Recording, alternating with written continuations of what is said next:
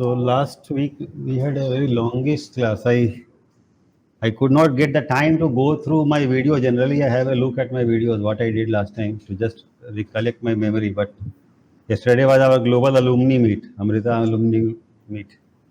No, and so from morning, no, till late night.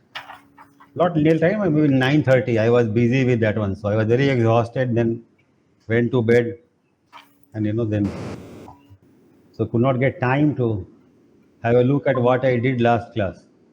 So generally, that helps me, to connect a Yes. lot. So maybe you'll have to help me a little bit, Raj, because you were there. Yeah, absolutely, sir. In the last class, we picked up a question in terms of how religious practices. It could be Yeah, anything. now I remember. I asked you to share if you want to ask me something. You had told me like that. Yeah. Yeah. How the religious practices are connected to the consciousness and the spirituality. Then, in fact, my question was more towards Hinduism because this is what I have seen. And then later on, sir, you expanded that to all the regions and all the religions. So that way, we wanted to be fair on all the religion and the whole topic of it.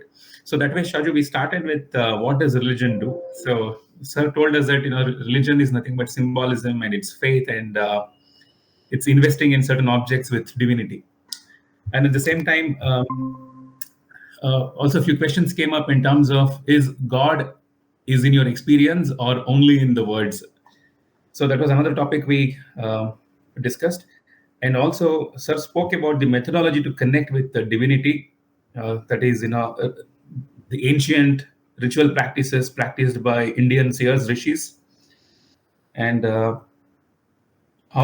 how to divinize human consciousness and removal of impurities from chitta, which is mind. So what I was telling was, religion is in a way technology, to if you want to attain anything, a process is required, isn't it? For any outcome, and spirituality is no exception.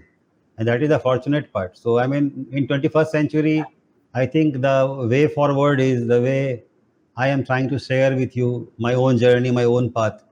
And, traditionally this was called the Gyan marg. So in the Gyan marg, what happens? We use our discrimination, our intellect, our observation power, our thought process to, separate reality from falsehood, and slowly progress spiritually on this path. So now you see, a man can progress physically, emotionally, mentally, spiritually, right?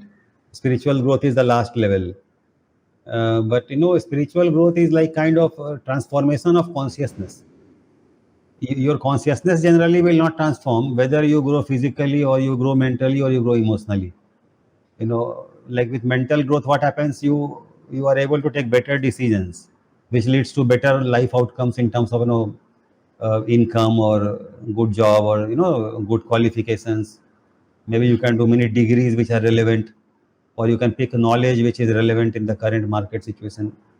So that is intellectual or mental development. It can also help us to understand the role of different objects in our life, like money, for example, like relationships, or like a job, or like that, many technology, or living a proper lifestyle, choosing a good, correct diet for our personality, our body type, etc. These are the things which intellect can help us attain, or solve problems which emerge from day to day. And emotional development maybe helps us to adjust better to people that we relate to. But none of these things actually help in transforming consciousness in a fundamental manner. Our subjective experience of life generally doesn't undergo a tremendous shift. I mean, if you know what I'm saying, it's difficult to understand because it's not a technical, it's not a thing which can be understood, I think, intellectually, unless one does spiritual practices. For example, how to give an example which you can relate to in your experience. I don't know. Have you ever undergone some severe penance, for some religious sake, like fasting for a week or something like that, or doing something really severe, for a religious or spiritual goal? If you have ever done that one, or walking barefoot to a religious, place. Sometimes people do that, no? Yeah. Have you ever done that, like all of you? I have done once, sir. Once, Arunachaleshwar temple is there, sir. And every full moon day, people take the barefoot. There is a parikrama which happens around the this one, temple. I have done it only once. And Is it in Tiruvannamalai? Tiruvannamalai, sir. Yes. The same. It's 12-kilometer walk, I think, no? Yes. Around the mountain. Around the mountain. It's 12-kilometer, right? About 12 kilometers. I don't exactly remember. So No, that's was what it I have. 8 or 12? I have read somewhere. It's 12 kilometers roughly, one round. Yeah, one round, sir. Yes, I remember it as 8. Bhagavan Ramana was like, he made that place very famous, Ramana, no? Right, sir. Am I right? Okay. Yeah. So you have undergone that, right? Yes. So my question to you would be, if you remember those days or when you did that one, did you feel any subjective change in your consciousness for at least some time? Sir, while doing that particular one, sir, I did not realize it much. But what I experienced after coming from there was a level of commitment which got increased, be it at work, be it at my thinking, because it was a very tough one, sir. Because I never thought of walking barefoot for about 8 kilometers. It was more than 8 kilometers for sure.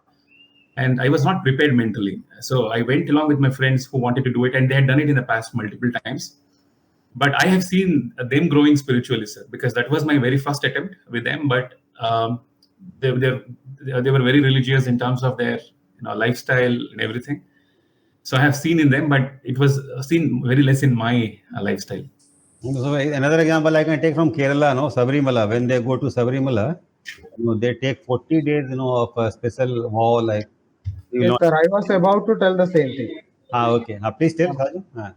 That is the 2-3 times I have visited Sabarimala, sir. But normally it is regarded as when we go first time is a bit more rigorous.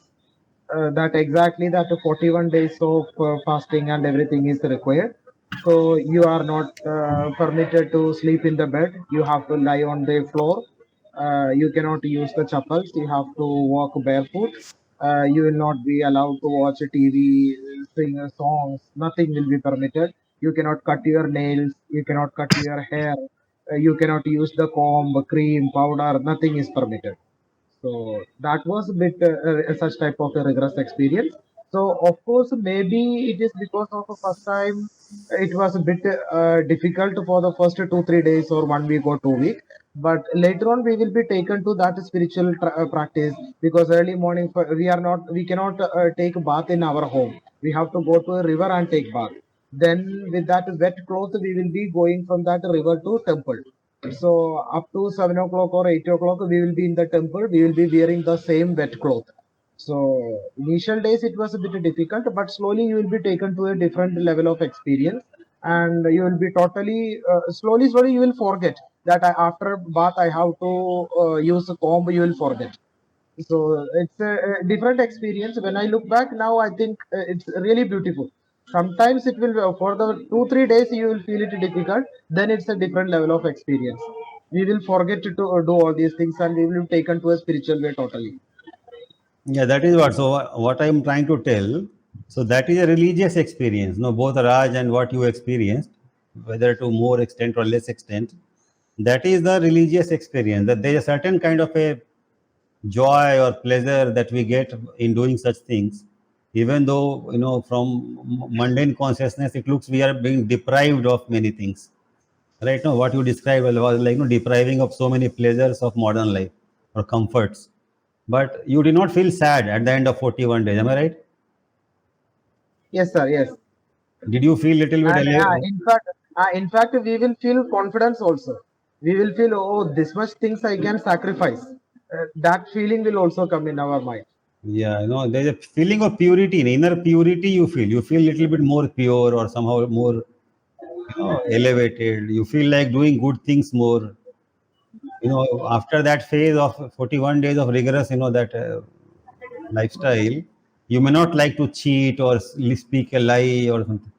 You may behave in a different way, in a more moral way or ethical way. Am I right in that assumption? Am I right? Sure, sir. Sure.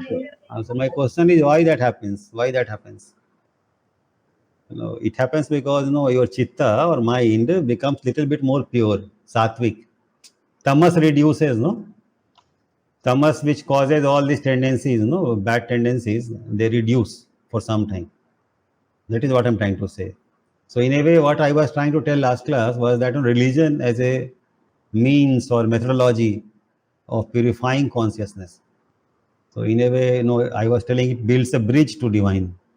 it acts like a bridge to divine. So that is what we are trying to capture here, right? That is what Raj was trying to explain.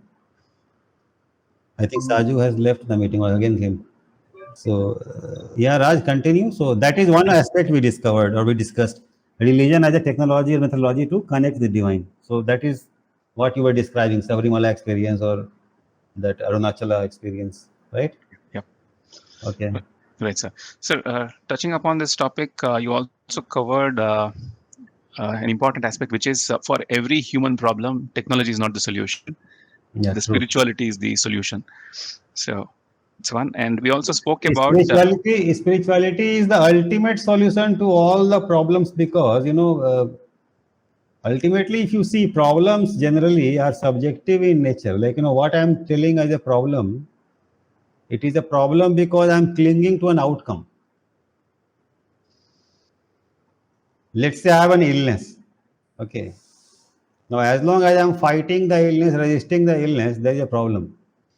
But the moment I accept my illness and just let it be, with the doctors and, whether they succeed in curing me or not, I do not bother much about it. I just take the medicines as they prescribe and leave the rest to God, let's say. And I'm in a very reconciled situation inside. Then what happens? Illness may be there, but psychologically we are at peace. So I don't know if you understand what I'm saying. So if you are a meditator, if you meditate for many, many years, you will reach a stage in consciousness where you will be able to transcend the normal suffering of life. Like, let's say, it's an extremely hot climate today. And a deeply spiritual person is also traveling on the same train, in non-AC, okay, in simple compartment. Everyone else may be like, complaining and cribbing and that, doing this and that. But this person may be sitting quietly and, peacefully and apparently no discomfort. I don't know if you have seen such things or not. There are people like that. So how they are able to retain their composure even under adverse climatic conditions? I mean, within limits, I'm saying. Obviously, if we throw someone in frying pan, they will scream. But generally, I'm saying, like what we face in normal situations in life, people who are spiritually more evolved, they are able to remain peaceful. The threshold for peace increases. That's what I'm trying to say. So subjectively, what I'm trying to say, a problem is a problem only if we define something as a problem or if we experience something as a problem. You know what I'm saying? So if I can change my subjective consciousness, even problems may start to diminish, not because they go away, they remain, but they stop disturbing me. To give an example, let's say, when I'm meditating, a certain part of my body starts to itch. This is my personal experience I'm sharing. It's a real thing. So when I am a new meditator, I may scratch immediately as is my habit. And when I am scratching, my eyes will be closed or my attention will be totally focused upon the itching place. Right? And there is a certain pleasure that you get when you are itching. Something, I don't know if you have experienced that one. So you are completely occupied in that activity. And you are forced to do it. You can't tolerate that itch for more than a few seconds initially. But then what happens? As you go along in your meditation journey, slowly you gain the ability to withhold that impulse to scratch compulsively. You may be able to hold it for a minute or two, and then what happens? Oftentimes that itch sensation goes away on its own. So what happens, when we are meditating, often the inner consciousness is shifting. And as a result of that, some sensations like sometimes heat, sometimes cold, sometimes itch, something may keep arising from time to time. But if you keep meditating, they slowly start to fade away and go away. So in this example, what I'm trying to say, like an itch is a problem if we are forced to scratch it. But maybe I can be so much evolved in my consciousness that I may be able to witness the itching sensation without being forced to scratch. I may investigate it as a phenomenon, what this itch is, from where it is coming, what is its real sensation, is it associated with some other bodily sensations in my tummy somewhere, whether, it is related to my liver or kidney or heart or something like that. I don't know. I mean, if you understand what I'm saying, you will see often everything is linked somewhere. In my case, I notice in my tummy something is happening and the itch is coming. And as the tummy settles down after some time, the itch also goes away. So maybe some toxins were generated, which were thrown out of the system through that itching phenomenon. That is what. And amusingly, later when I was reading Bhagavatam, Srimad Bhagavatam, there's a very interesting episode when the Samudra Manthan was going on. Ved Vyasa is describing when the Samudra Manthan is happening, that Mandar Parvat, which was used as that thing, churning rod, it was sinking in the ocean again and again. So what Vishnu did was, Vishnu took the avatar of a tortoise, giant tortoise. It's called Kachapavatar. And then he sat on the bottom of the ocean, and then the Mandar Parvat was kept on his back, and it was then churned. So Ved Vyas describes that when the Mandar Parvat was being churned on his this thing, what is that? On his shell back, on his back. To the Lord, it was a very pleasant sensation, as if his long standing itching problem is being solved. Like that Mandar Parvat is scratching his back and ridding him of the discomfort which he has been having for long, itching. So he describes that itching may be one sensation which may arise during meditation, because that Samudra Manthan is a description of meditation. The Mandar Parvat is that spinal cord, and you are churning, using it as a churning rod, in the sense that your consciousness which is trapped inside the back in multiple places. They're called chakras. It needs to, the consciousness needs to break through. It's called Kundalini. So when consciousness is referred to in that kind of a literature, where you are doing meditation and trying to break through different chakras which obstruct you, that is what is being described by Samudra Manthan. So Samudra is a ocean or sea. Now here Samudra means the manas, because mind is like an ocean. It keeps generating waves after waves of thoughts, impulses, desires.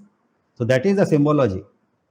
Because otherwise, what is our interest in a real, churning of ocean? Because so many MNCs are churning the ocean for petroleum and for diamond and for whatnot. Churning is going on in a very huge way all the time today. So why should we be interested in a churning which happened long time ago? I mean, any intelligent man can ask this, right? So on the theme of religion, one can start fighting over this, whether a churning happened or not. I tell you, why you bother about churning happened or not? So many MNCs are doing churning. ONGC is doing so much churning every day inside the ocean. So why we are bothered about churning happening in the ancient past? The reality is that it is not a real churning of a real ocean. It is a symbolic story. So religion, again, you can see, it's basically, its a purpose is not to cultivate a belief system or a faith system. It was never the purpose. The masses, the average person on the street who is not able to understand these things, they make it into a cult. Vyasa wrote something, means it's absolute truth cast in stone. Tomorrow, this Ram temple will be inaugurated, right? It's a major day, I think, in the national history, in the modern history. It's a very, very big day. I hope you're following this news. So it's a very, very significant turning point in the history of India as a democracy. Hindus have never asserted themselves so far. After many centuries, Hindus are asserting somewhere in some manner. Okay. I'm not saying it's good or bad. What I'm trying to say is that it's a major religious event. This tomorrow is a major religious event. But its significance is not only to build a grand temple. Its significance is to establish Ram as a principle in this country, as a unifying principle, right?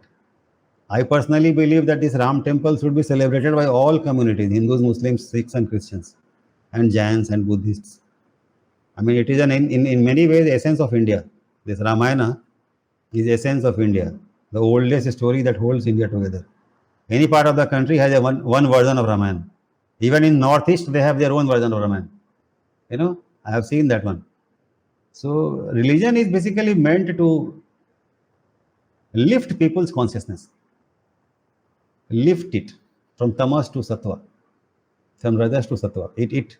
It helps you to become more pious, more pure, more moral, more beautiful as a soul. That is what it does. So I answered many questions, I think, in last class. It was a long class. I had covered from multiple dimensions, right? So far so good. Anything else? A lot of things. Sachit can also help remind our memory. One thing on the same point that you were saying, sir, which I made a note, the technology which Raj was referring to that you shared, to, technology part which you were saying is to observe what is there in the reality right now. Because when you observe and feel gratitude in everything that is there, that was a statement which is the technology to, access God or, experience God itself. Because once we start experiencing the gratitude and the sheer beauty of this existence itself, that's when we'll slowly start, I think that's what you mentioned as a technology to experience godliness. Yes, I remember I had shown one video, Power of 10, in that connection. So which shows the grandeur and immense scale and beauty of this universe at the microscopic level also and at the macroscopic level also. This universe is so gigantic that even Milky Way galaxy became a point, after some time when we keep going out and out and out, the whole galaxy became like a single dot. You remember that? So it is, just imagine that the galaxy is so huge, it is unimaginably huge. We talk about millions of light years, about our galaxy itself. And that galaxy becomes such a tiny dot when we even go further beyond than this galaxy. So if we imagine that there is some creator which has manifested this universe, and we are talking about that creator, and then when we come to microscopic level, we saw even there it is such a immensely mysterious reality there inside the cell, human cell. So many things are happening which is unimaginable, and even that is not the last level. That is the limit of science. Our gadgets can see only that far. So science even concedes that there may be something even beyond that, which our gadgets are not able to capture. So this is, you'll be very surprised to know that in advanced Buddhism, it is very well known that this universe is actually impermanent, not only because it will ultimately collapse, but it is insubstantial even now. Buddha has described that one. What it means is that Buddha could see through the material Maya, that this table is not as solid as it appears to be. So in his subjectivity, when he is in a very high state of consciousness, he is able to perceive that quantum field. What I'm trying to say, that things are like a quantum field, not so it's tenuous, it's not fluffy, it's not that solid. He could perceive that. And if you are surprised, then another Rishi, Kanad Rishi, 2nd century Kerala, he described the atomic structure. How did he describe? Can he describe the atomic structure in normal state of consciousness? It's not possible, no? It's not possible. Then also this, this Vedic, that ephemeris, or what we call Panchang. In Jyotish, we follow the planet's movements. Without any telescope, how did the ancient seers describe the pathway of all the planets exactly, to the last degree, to the last minute, to the last second? And what they predicted is even now true. They predicted for thousands of years, and it is even now true. How did they do that?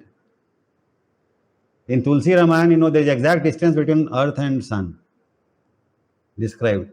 So how did Tulsi know about it in those days? These are very mysterious questions. So only way someone can know these things is when their subjectivity has expanded so much.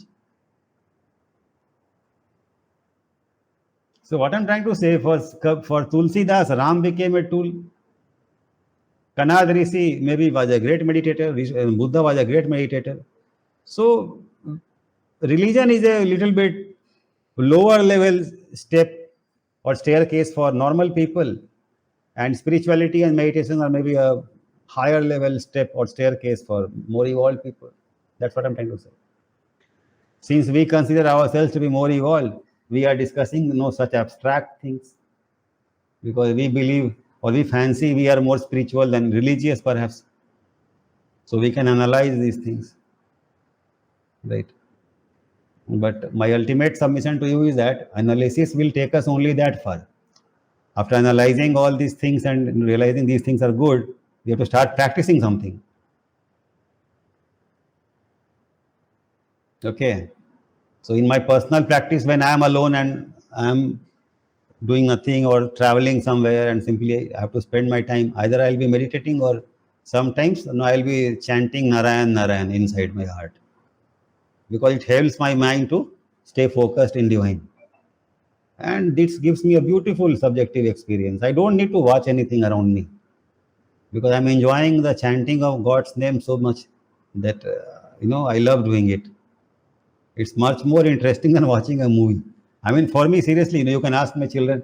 I generally don't watch movies and all, because they will be pleading to me that, no, Papa, please watch this. Only when, to make them happy, I'll watch something. Generally, I don't like to watch, because it is too much of a pain to me, like, to be thinking so much about a hero and a heroine and their relationship and the father and the mother. And it's so much drama, no?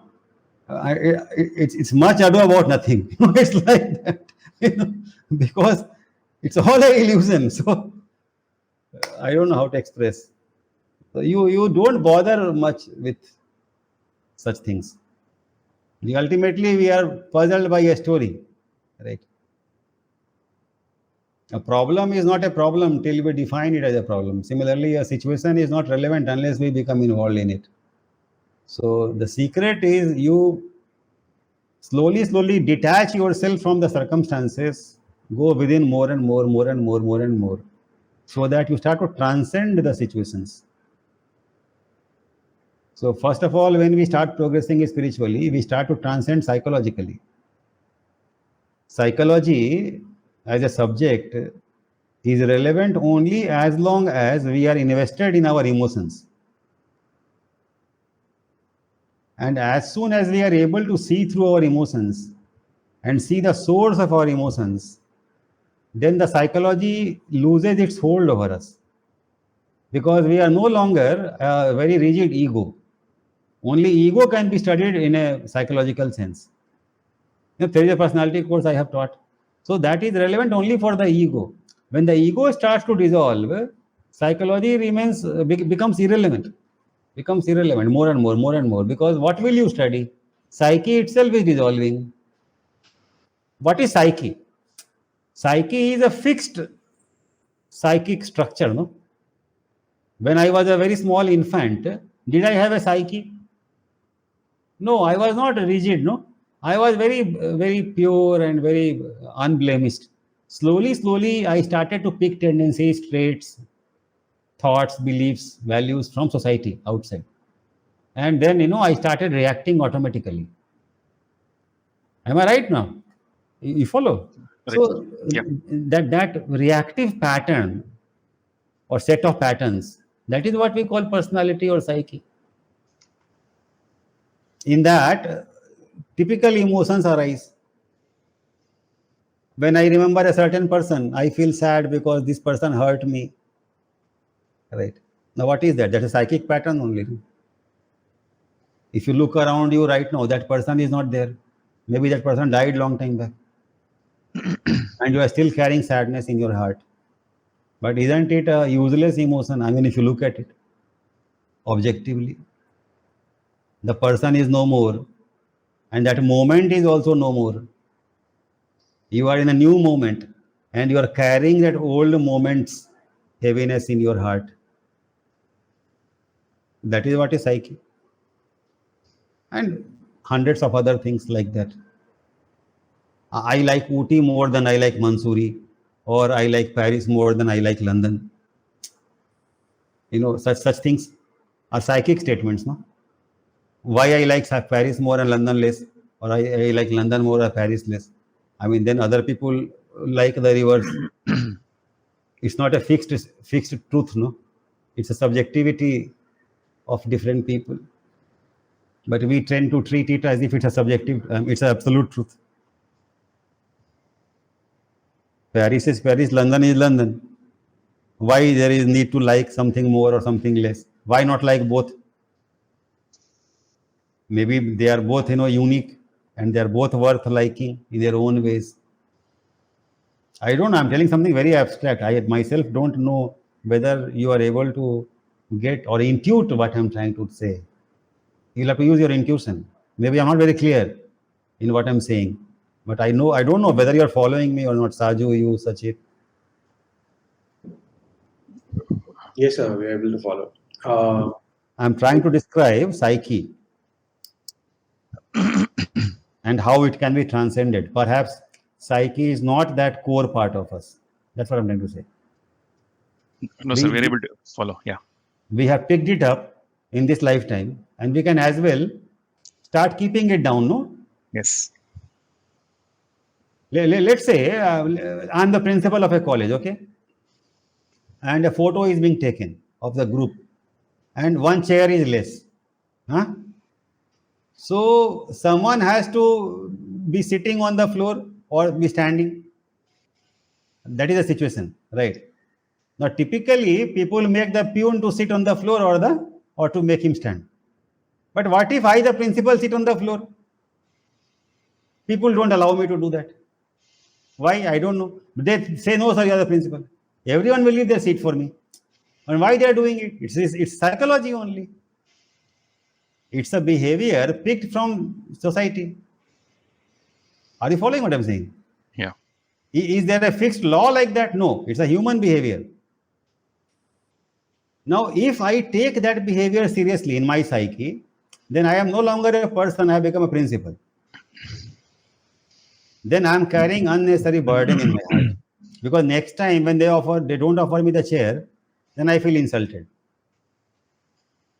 Are you following me? Yes. Before I was pure. I did not mind whether they offer me the chair or not. So I was happier, no? Whether they offer me a chair or don't offer me a chair, I will be happy. But now they have to offer me a chair, otherwise I'll be unhappy. So conditions for my happiness are increasing, no? Who is more happy? Who has more conditions for happiness or who has less conditions for happiness? I think who has less conditions. Sir. That's what. And someone who has no conditions is always happy. So spirituality is a journey towards many conditions for happiness, towards no conditions for happiness. God is unconditionally happy. That is why God is called blissful, not even happy. God is inherently blissful, Sachidananda. Right. So Ananda is a form of happiness which is unconditional in nature. It's eternal bliss, perennial bliss.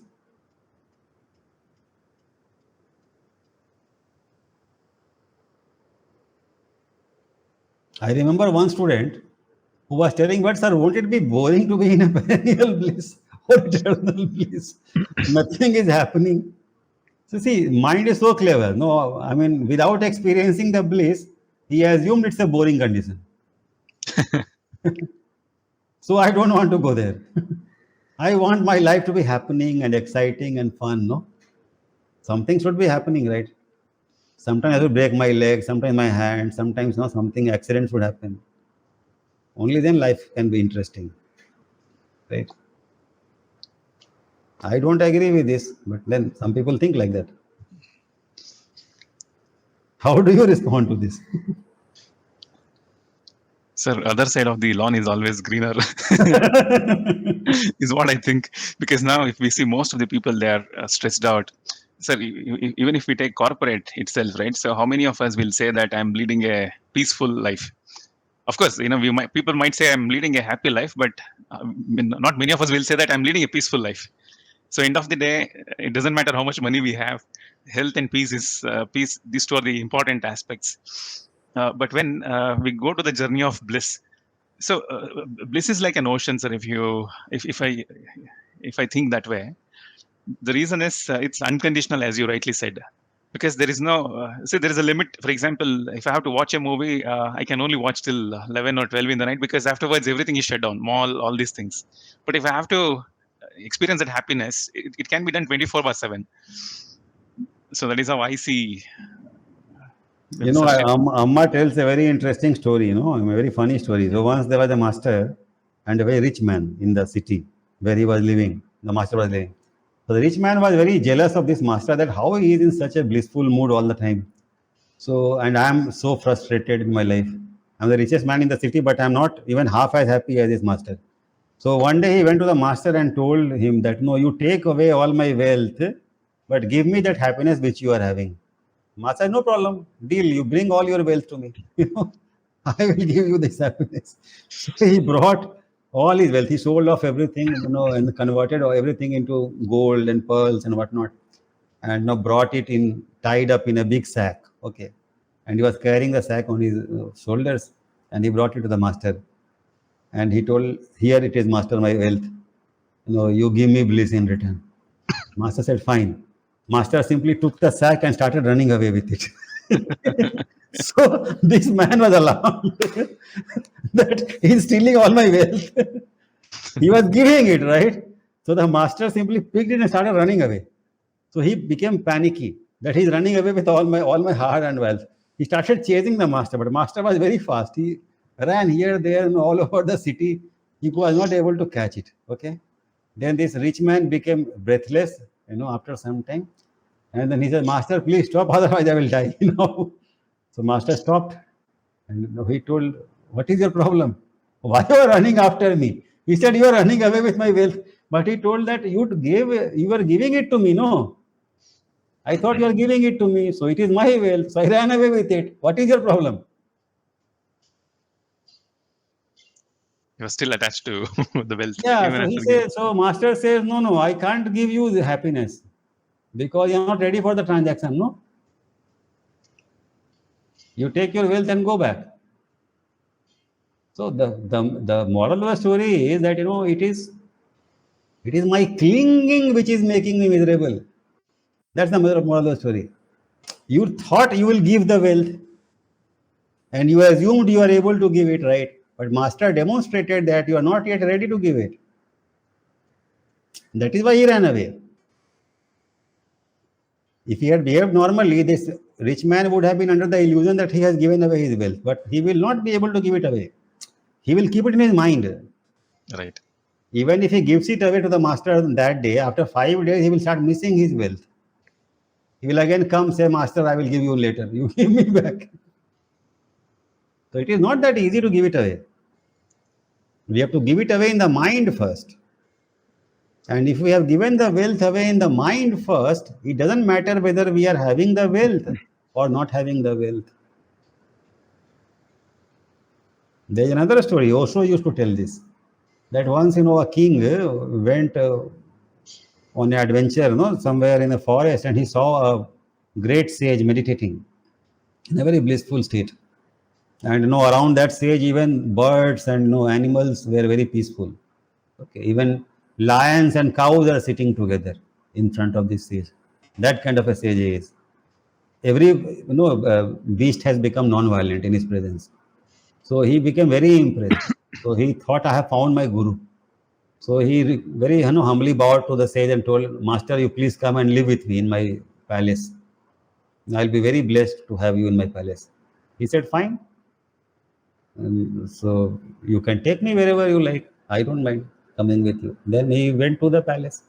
Then as he was living in the palace, so king gave him a whole palace and so many servants were taking care of the master. And after some time, the king started to see that master is enjoying his life in the palace. He eats the grapes also, bananas also, and he takes bath in the scented water also.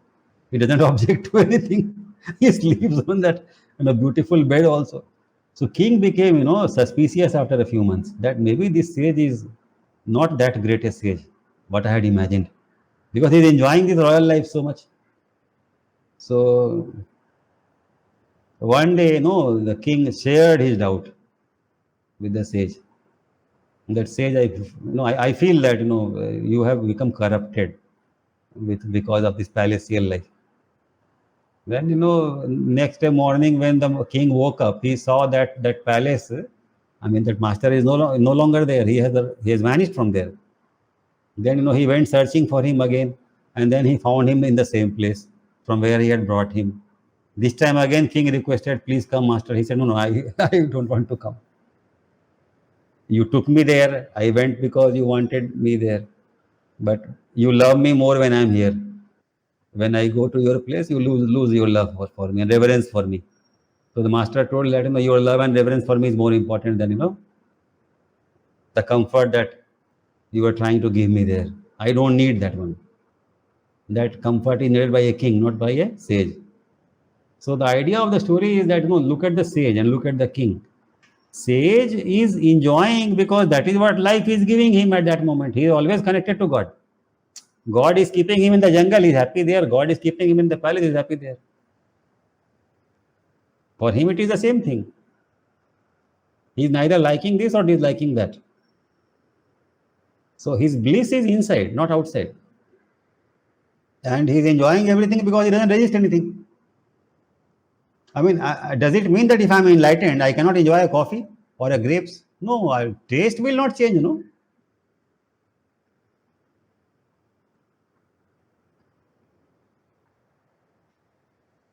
In fact, the enlightened ones, they can enjoy the aroma and Everything. more. Yeah. Everything. Even a fiasco or a crisis also has its own fun. In the sense that, like if you're a great swimmer, you like to grapple with waves. It's like that.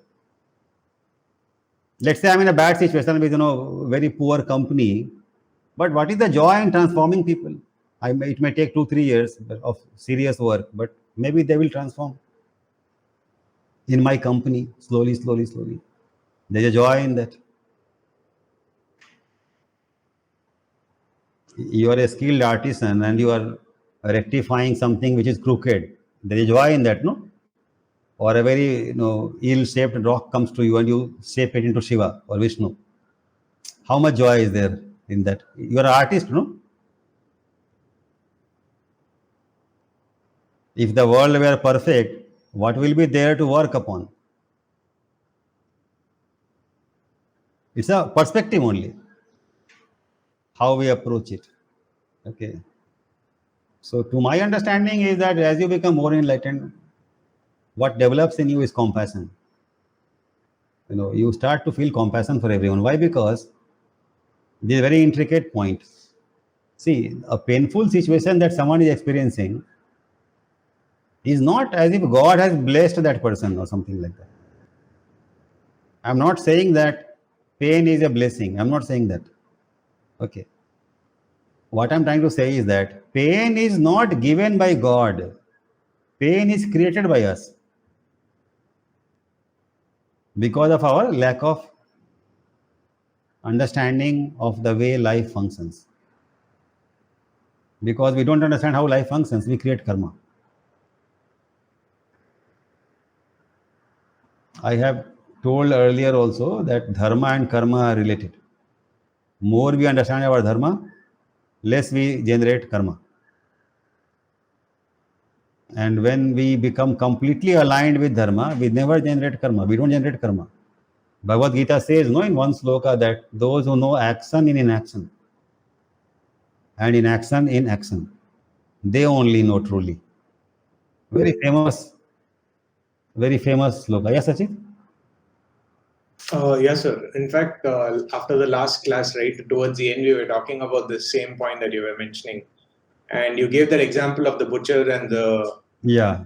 And then we were understanding all of it.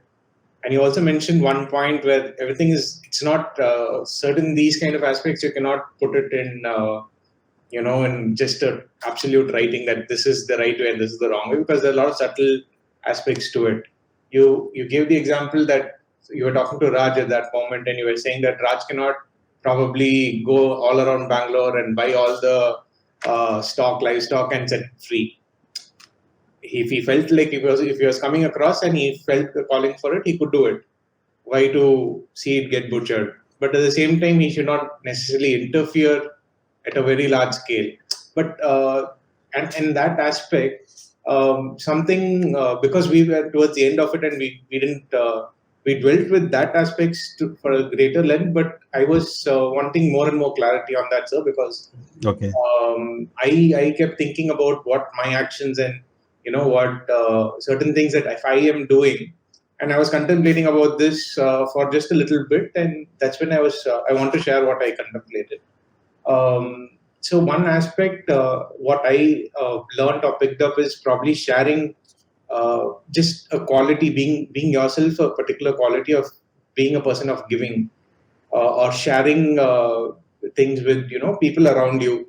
For example, we ensure to most of the times carry a lot of say biscuit packets or some sort of food or anything in our car also. People who come across during the whenever we are around traveling around the city and in the signals, the people are asking and selling even a pen, or kids around or old people, unfortunate people, we try to share whatever we have with us to them.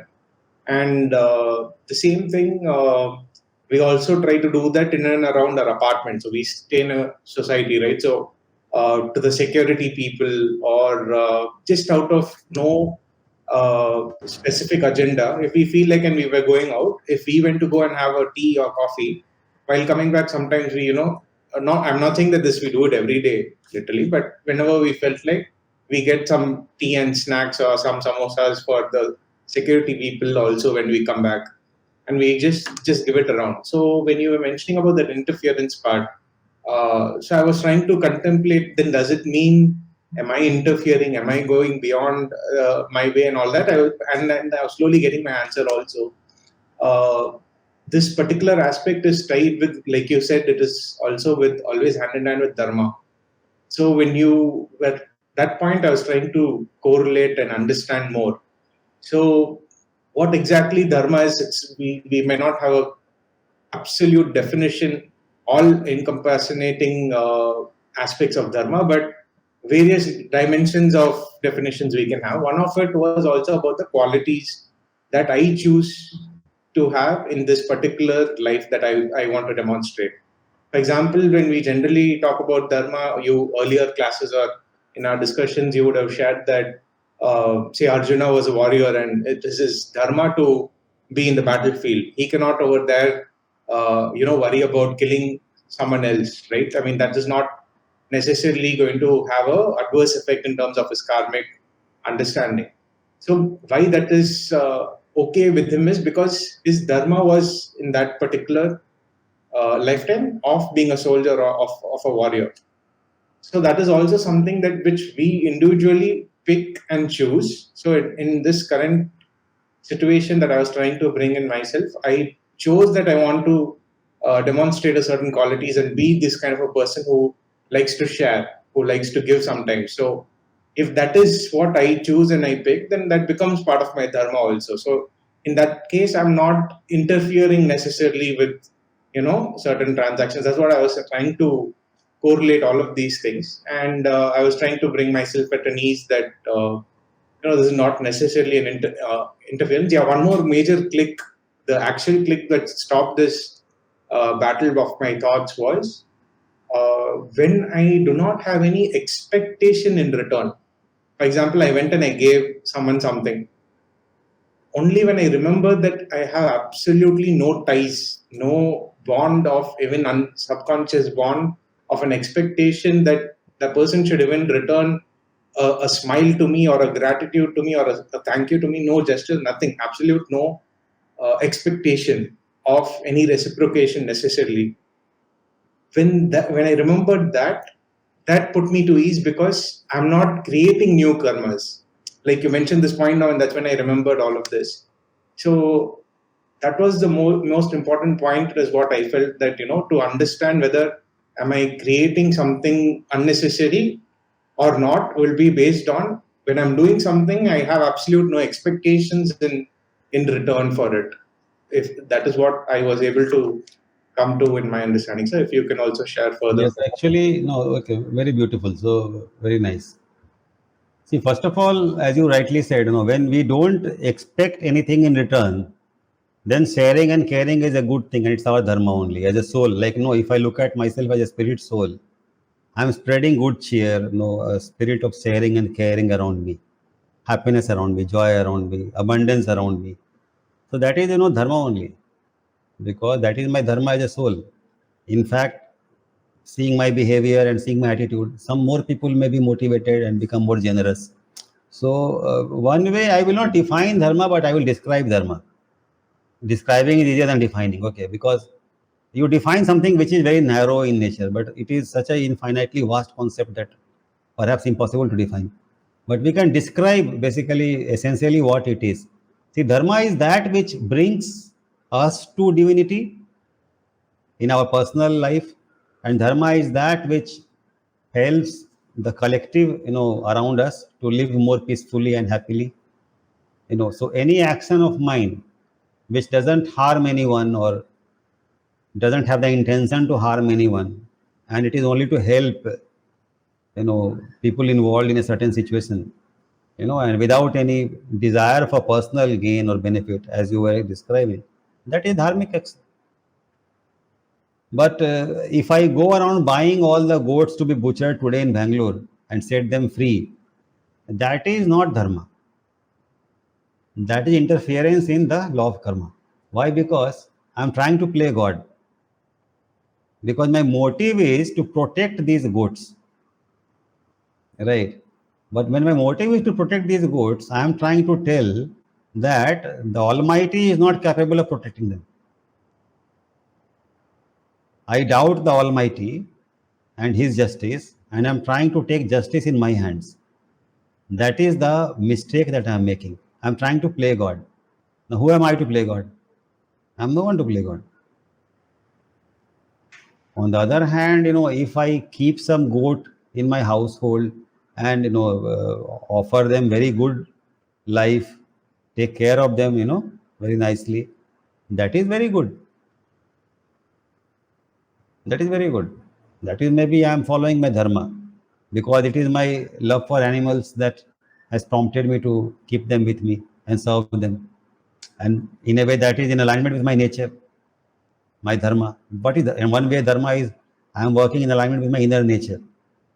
And if that is a good nature, doesn't harm anyone, helps everyone, then that is a good action, good dharmic action. Now, are you expecting something in return from the goat? Nothing. It just gives you happiness to share with them. Same with your pets, dogs or something, whatever. So you are being kind to them, you are being loving towards them. That is your dharma, and that is very beautiful. That is very good. Even dog has a soul, cat has a soul. So it's not like that. So you should be at ease. You are behaving dharmically, very beautifully only. You are a wonderful soul. But these thoughts are important because it helps you to reach clarity. Right?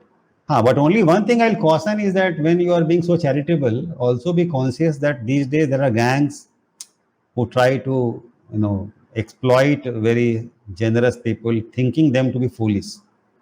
This is Kali Yuga, right? So Sushant Rajput case was a very drastic case in this regard. Sushant Rajput was a film star. He was murdered very mercilessly by, some underworld people. And he was a wonderful soul. And he lost his life because of too much generosity and too much naivete, both at the same time. One has to be a good judge of people's character also. So everywhere divinity is present, this statement needs to be understood to understand what I'm trying to teach now. Divinity is omnipresent, yes. What does it mean? Does it mean that the divinity is doing the criminal act? No. Divinity is absent in the criminal act. If divinity is absent in the criminal act or in the criminal brain, then why I am saying divinity is present everywhere? Am I not contradicting myself? No, I am not contradicting myself. Divinity is present everywhere in the sense that divinity is accessible everywhere. This is a very important point. Divinity is accessible even to the criminal. Right underneath the criminal mentality is the divinity. In fact, a whole ocean of divinity. So the criminal can be compared to a wild overgrowth on the divine surface of consciousness, and as a result of that wild overgrowth, it is behaving wildly. The chitta of that criminal has become perverted. So chitta can be compared to maybe on the ocean surface a very dirty wave. A very dirty wave which has picked up garbage from all over the universe and is behaving in a very cruel manner. But that garbage doesn't belong to the ocean, which is absolutely pure. That garbage is resultant of karma. So our rishis described this as Adishesha. That is what Adishesha means. You know, Adishesha, Lakshman is the avatar of Adishesha. Adishesha means eternal remainder. Sesha is remainder. In Sanskrit, Gujarati, Hindi, Sesha means remainder. When you divide 7 by 3, you get 1 as remainder. You can divide 7 by 3 2 times. 3 to 6. 1 remains remainder. Remainder is Sesha. And Adi Sesha is a Sesha that is remainder from beginning of time. What it means is that when the last cycle of the universe ended, even at the very end, for all the souls, circle never became complete. Many souls were still in process, work in process. So their accumulated karma, which is unresolved, that also got dissolved, not dissolved, went into abeyance along with the manifested universe. So that remained. So that remainder karma is the Adi Sesa for the next cycle. So in every cycle of creation, the eternal remainder continues. Now, no matter how hard God tries, and he has been trying for infinite period of time, he never succeeds in dissolving the total karma. It is not that God is not trying to dissolve karma. This is what Amma has taught me. Okay. So it is not as if God has not tried to dissolve karma. God is always trying to dissolve karma. But we people are so stubborn that we don't want to give up our karma. No, that's like a story that the master, please take all my wealth and give me bliss. So master said, fine, give it to me. And he started running away with that. And then he started chasing the master. Same thing. We say, God, oh God, please give me happiness. God says, fine, come to me. But then we don't want to go to him. Or when we go to him, we are completely covered from head to toe with all our karmas, which we don't want to give up. Then what can God do?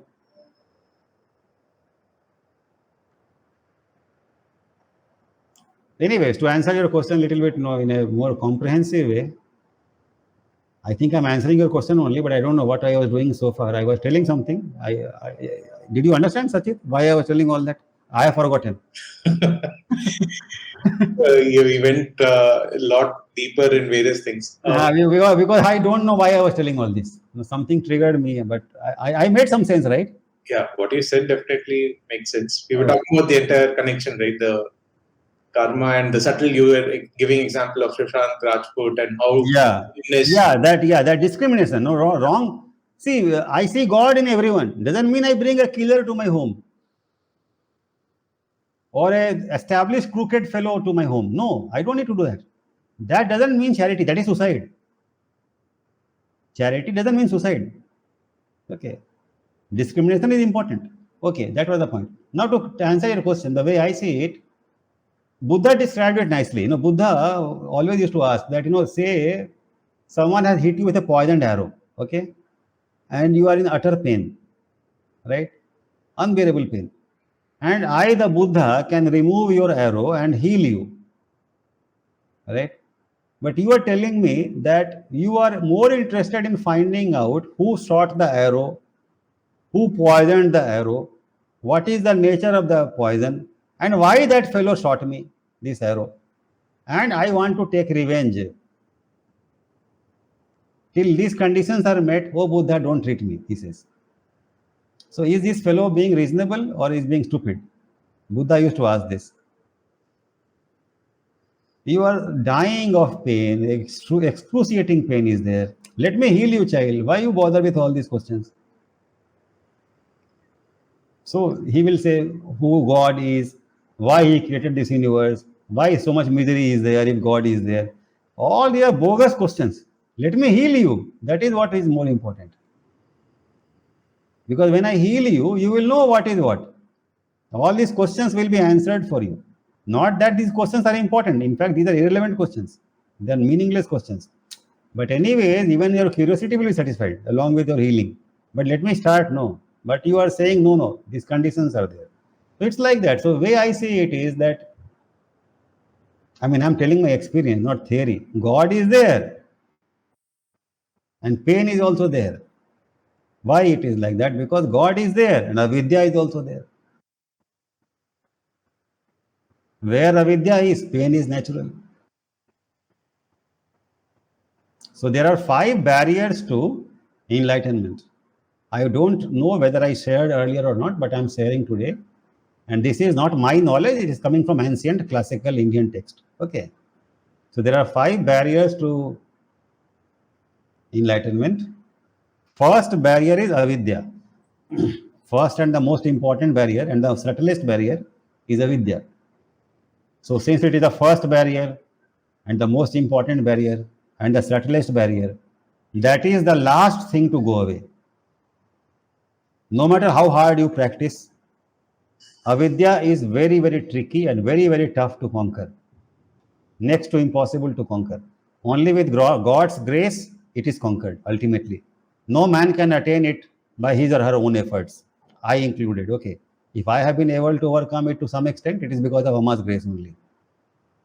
No matter how brilliant I am, I could not have done it on my own. God's grace is ultimately necessary. Okay. So avidya is the main root cause. Then the second cause is Asmita.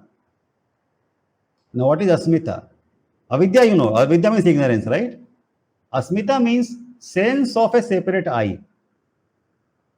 We all have a sense that we are a separate person, as if we are independent. No, we don't know our roots in God. We don't realize that we are rooted in God, all of us.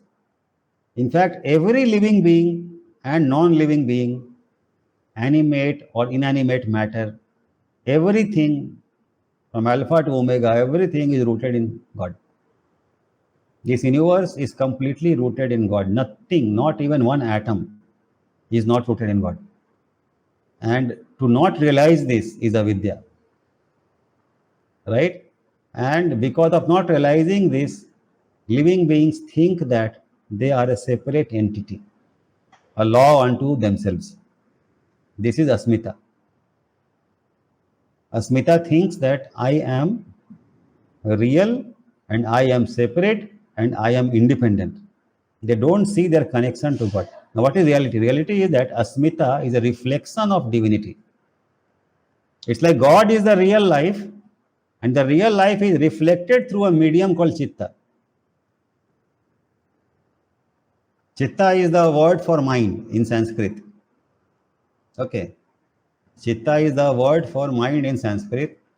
Mind is not that comprehensive a word. Chitta is a comprehensive word. Why? I'll tell you. Chitta is composed of 4 components. Manas, Buddhi, Chitta and Ahankar. Okay.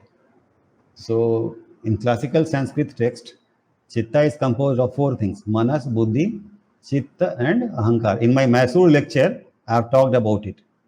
You have seen that one, no? My Mysore lecture, which I shared with you. I have talked about it. So Chitta is composed of Manas, Buddhi, Chitta and Ahankar. Now this Ahankar is the I sense along with the pride involved. I am so beautiful, I am so talented, no? That sense. I am so rich, I am so famous, I am so powerful. And Manas is the bundle of likes and dislikes, you know.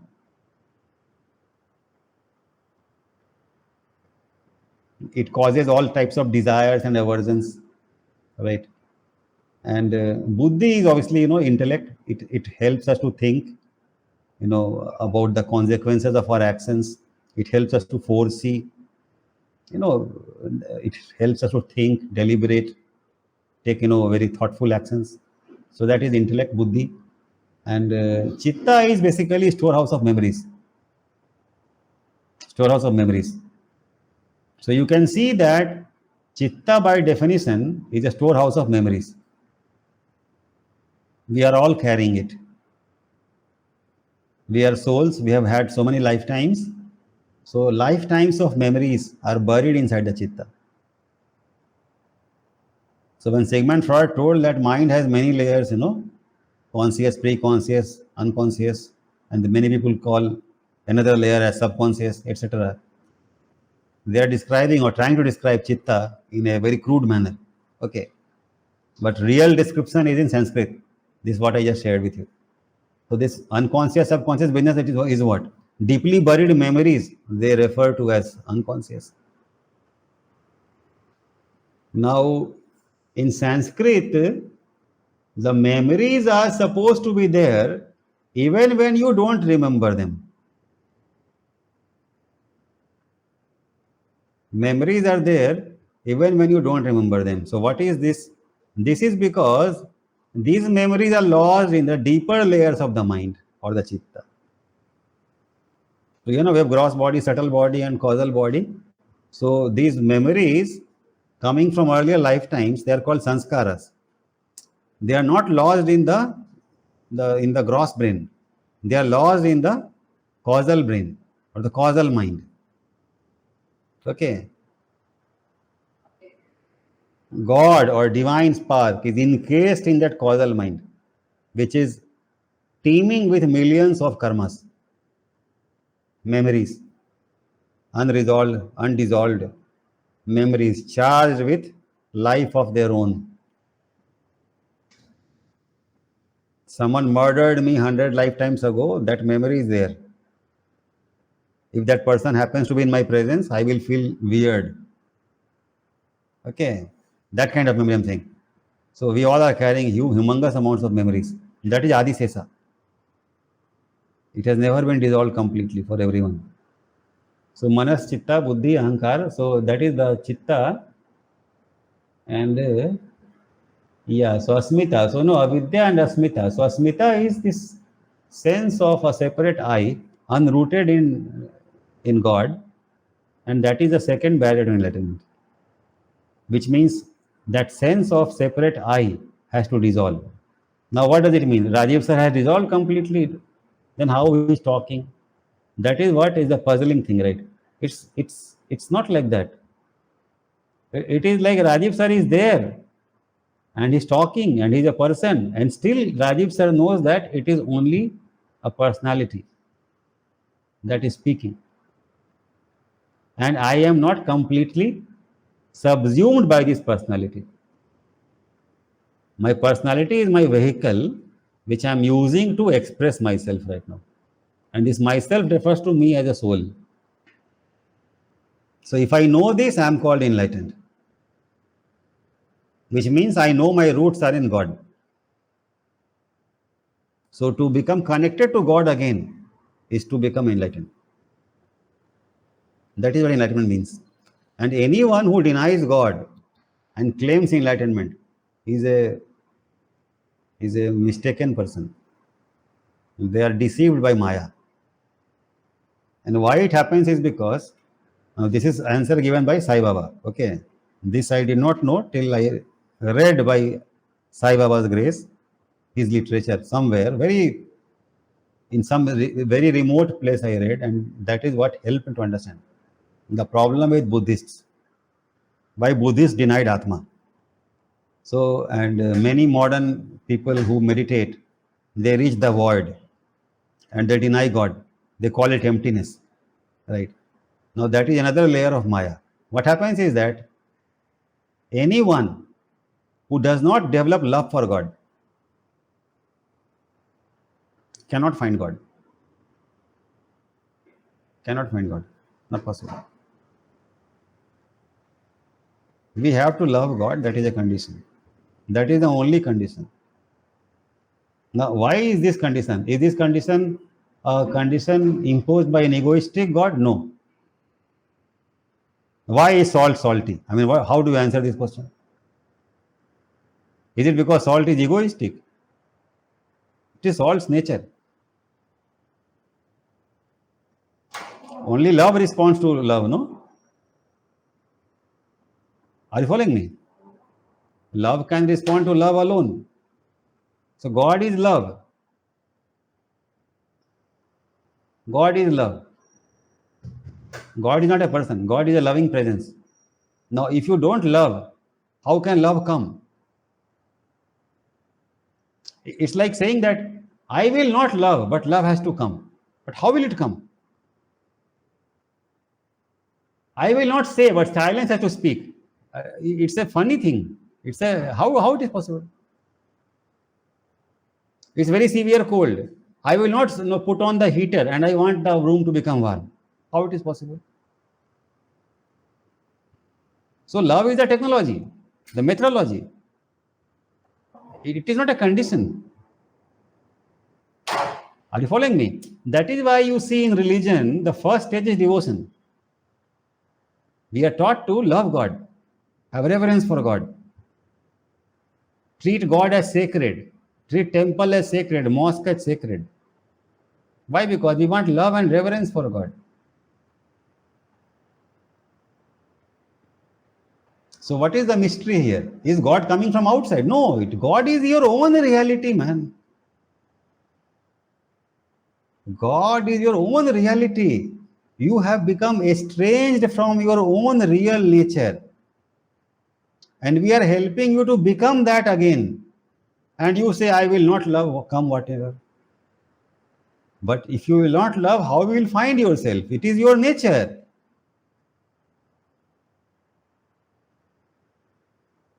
It's a very, very deep point I'm saying, deepest point. If you don't love, you can't find God. God can't come to you. Why? Is God angry with you? No, God is not angry with you. God is helpless. He can't come to you. Impossible for God. He is love and you don't want to love. How can love come? Because God and love are not two things. God and love are the same. When God gives God's love, God gives himself to you. God knows no other way. It is not like, you giving gift to someone and you and the gift remain same and separate. You give the gift and go home. No, God gives himself to you, never goes home. God comes and stays, never goes back. And you are telling, no, God, you come today and don't come tomorrow. That is not possible. That is not possible. This is the point where I think now whole world is beating their head for so many years. I don't want to change myself and want to find God. Not possible, because you are God. Right now, you are not experiencing godliness. That is why you need to change. If you like your misery, then continue the way you are. A victim of Avidya and other, vikaras. But if you want to attain bliss, freedom, moksha, mukti, divine power, grace, blessing, whatever, you have to change. And religion is a means to change. So we have covered Asmita and Avidya, right? So Asmita is the I sense. It's a reflection. It's a reflection. What happens is divine energy comes inside a chitta, inside a body, and the divine energy is threefold: energy, consciousness, and bliss. So the consciousness aspect of the energy becomes blocked by a dirty chitta. And because of blockage and distortions of the dirty chitta, the consciousness aspect of the divinity becomes confused into believing that I am this chitta, I am this body, and calls itself as Rajiv. And since vision is blocked, the inner spiritual vision is blocked, it is confused into believing it's only a body. And as we do spiritual practices, as we evolve in our consciousness, as we develop more and more awareness, slowly, we are uncovering the different levels of obscurations. First, we fight with our evil tendencies. Slowly, overcome them. Then what happens? We stop producing negative karmic repercussions of our adharmic actions. And as a result of that, slowly our chitta becomes more peaceful. Conscience becomes more free of guilt.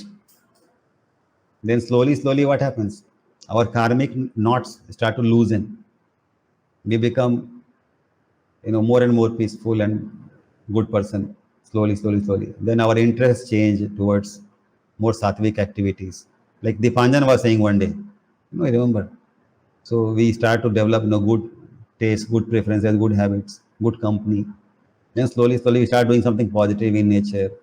We start to experience the positive qualities. Gratefulness, love, sincerity, dedication, peace, benevolence, etc.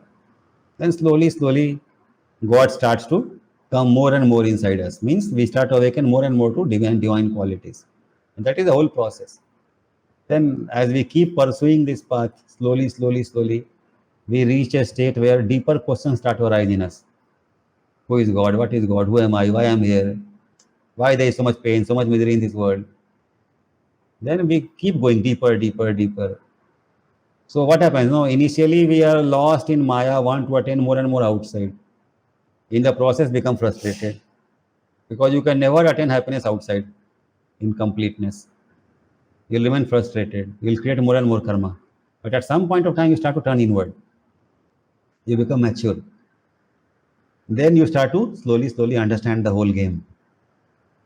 That your pain is created by you. Your psychological pain is created by you. You start to give it up slowly. You keep going in. You start to slowly become aware of your negative emotions, their root causes in the Chitta. Right? Your karmic tendencies, your personality dispositions. Then you start to hold them in your awareness as your power increases more and more. I mean, inner power means inner awareness increases more and more. As you start working upon your anger, upon your jealousy, upon your pride, slowly you start to gain some hold over these qualities. You can start to observe these qualities in action, slowly. In over 5 years, 10 years, you know that now you are becoming less angry, you are becoming less peaceful. I mean, less jealous. All the bad qualities are receding. There are moments when I'm at utter peace. I can be very peaceful for 1 hour, half an hour. Sometimes the whole day I can be very peaceful without getting disturbed. Everyone is losing their mind in the environment and I'm very calm. So I have reached those levels. And slowly, even further down you go, then, the awareness keeps becoming sharper and more refined Then one day as you are meditating, it starts to dawn upon you in a faint manner that actually I am not this person who is thinking. I am that which is behind this thought. So you pay more attention and then you realize, oh my God, I am not these thoughts. I am becoming thoughts. I am not this feeling. I am becoming this feeling. I am something else. Okay. So you are starting to get glimpses of your true nature. That is what you call Atma Gyan.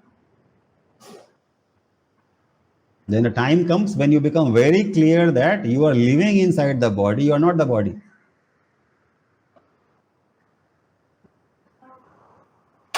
A time may come when you can actually feel your whole body from inside. And slowly, a time may come when your consciousness may start to overflow outside of you. Your Atma, has become so much unblocked. The channels have opened so much that the consciousness that you are starts to overflow around you. And that is what changes the ambience around you. That is why when people sit near Rama or Raman Maharshi, they feel so peaceful. Because their divine consciousness is spreading around them and covering the whole room, the whole hall. Are you following me? That is why it is good to sit near the master. Upanishad means sitting near the master. Literal meaning of Upanishad is sitting near the master. Okay. To sit near the master is called Upanishad. So Upanishad's real meaning is to sit near the master. Now the master can be Amma and master can be God.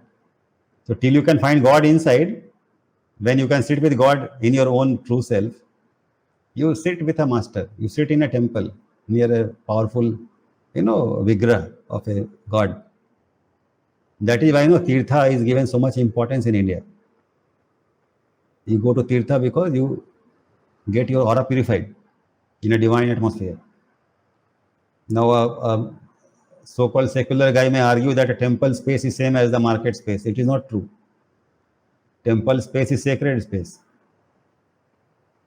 The vibrations inside a temple are very, very different than what it is in a marketplace. Each place has an aura of its own, right? And these Vedic mantras and all, when we chant for long, it transforms the aura of a place. These chants are very powerful. Okay. One Japanese fellow, no, I forget his name, he had done many experiments about this. Water crystals will change their shape and their form when they are exposed to very beautiful chants or feelings of love, peace, courage, etc. And they will become very vulgar and very ugly looking when they are exposed to, very ugly noise or sounds like that. So water crystals have shown that they are receptive to sound, they are receptive to feelings. Similarly, space also is receptive to feelings and sounds. Right? In a room where murder has happened, if you go not knowing, you'll feel little bit scared or eerie or uncomfortable for some reason, because that energy is there. Pain, fear. In one class, I had told, when you have a job and you are going to some country which is completely unspiritual, maybe the job paying double the money is not a very good job for you, spiritually speaking. You remember that I had told one class. Same thing I'm visiting again. So these are very important considerations, because we are a spiritual being also. So where were we? So, Asmita and Avidya, these are the two barriers we covered, then quite detail, great detail. The third one is, and third and fourth go together, likes and dislikes. Likes are called Raga in Sanskrit, and dislikes are called Dvesha or Dvesha. In fact, in Sanskrit, they call it Raga and Dvesh, not Raga. Raga is the anglicized version. Raga and Dvesh. Okay. Or Raga and Dvesha, if you want to write it in English. Likes are called Raga or attachment, and dislikes are called Dvesh or aversion. And we all have likes and dislikes. In fact, that defines the manas, desire part of mind. And the last obstruction to enlightenment is Abhinivesh.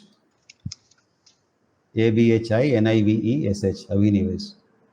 So Abhinivesh is fear of death. Fear of death. Or desire for survival. Existential desire for survival as a separate entity. That is why when we progress spiritually, at some point of time, everyone goes through this fear of losing their being. When they're about to merge in God, people feel scared that I will die. It feels like a death experience. But what is dying is the ego actually.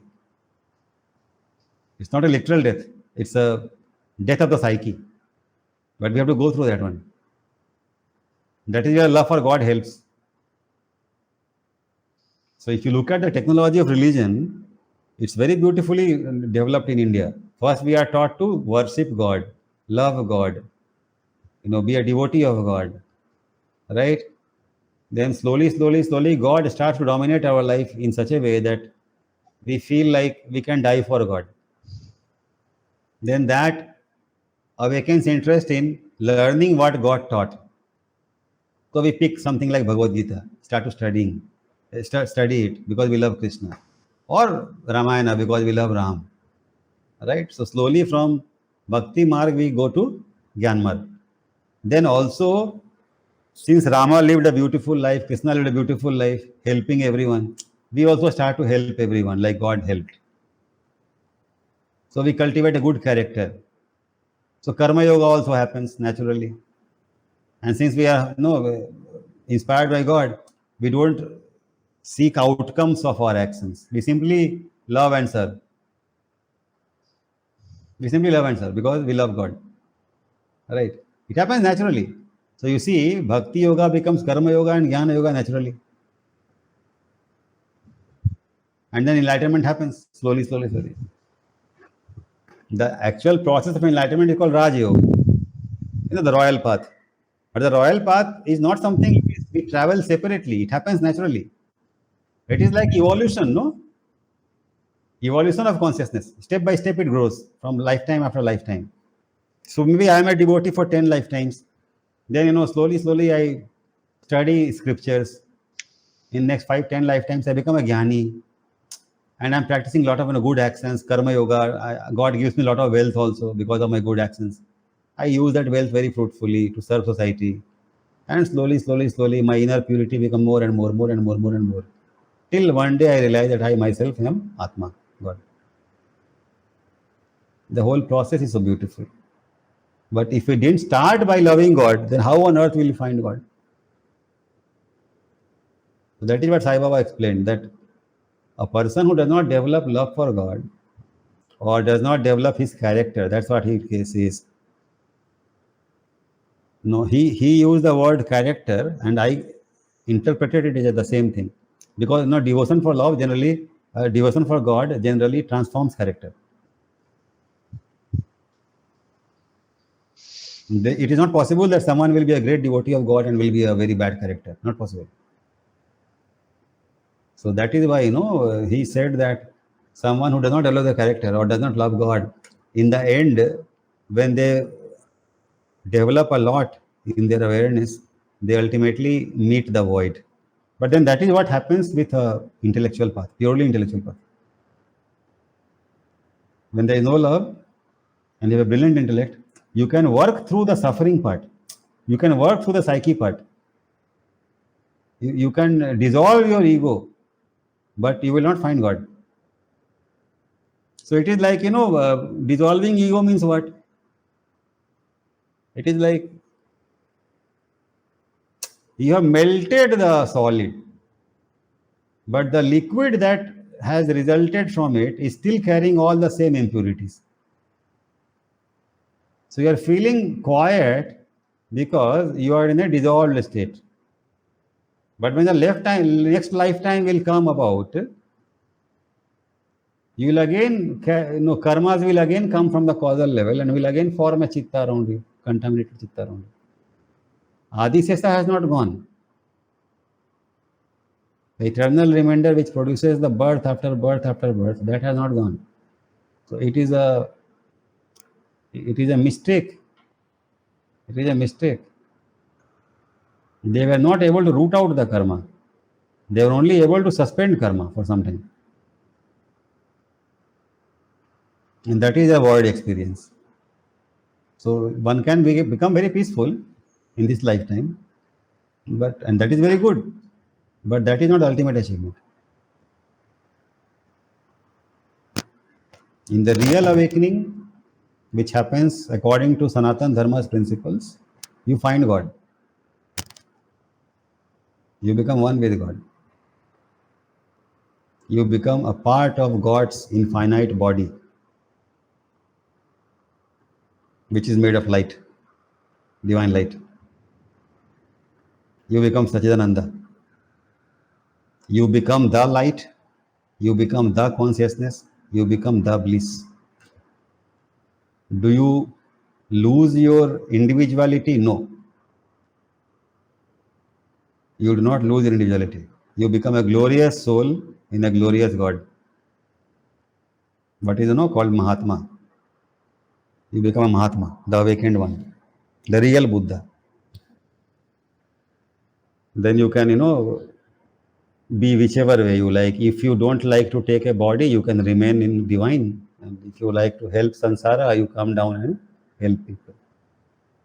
Choice is yours. Am I clear? Yes, sir. And along with that, all the 5 obscurations also go away. You transcend likes and dislikes. You transcend Abhinivesh. You transcend Avidya. And you transcend that Asmita. Does it mean I can't enjoy coffee now? I can enjoy. And I like coffee. But then why I am saying that you go beyond likes and dislikes, in the sense that I'm not attached to coffee. If you give me coffee, I like it. If you don't give me coffee, it's okay. If something tasty I am eating, I like it is tasty. I enjoy it. That is what that master who lived in the king's palace, he was showing. So by becoming enlightened, you don't become dead. You can enjoy life as it is. In fact, you enjoy more because not attached. You can enjoy wealth more, when you are not attached to the wealth. Right? So it is not compulsory to give away wealth. It is compulsory to give away attachment to wealth. It is not compulsory to give away anything. Your attachment only you have to give away, nothing else. And you can't give it away. It just falls away. With your spiritual development, it just falls away naturally. Just like a ripe fruit falls from the tree, it's like that. No one is telling it to fall, it just falls. So it's like that. So as you grow more and more in awareness, one day simply these things fall away. Okay. But more they fall away, more you enjoy life. More you love life, more you love everything, love everyone. It is at that level that you can truly love the criminal also. Okay. And at that level, one can love the criminal. In fact, it won't harm. It won't harm that person because he has no psyche. He has no psyche. But discrimination never falls away. Like I do not start teaching anyone, just on the road, no. I'm not a madman. I don't simply catch hold of a donkey and start lecturing it. One understands where one can share and one can teach and where one cannot share and one cannot teach.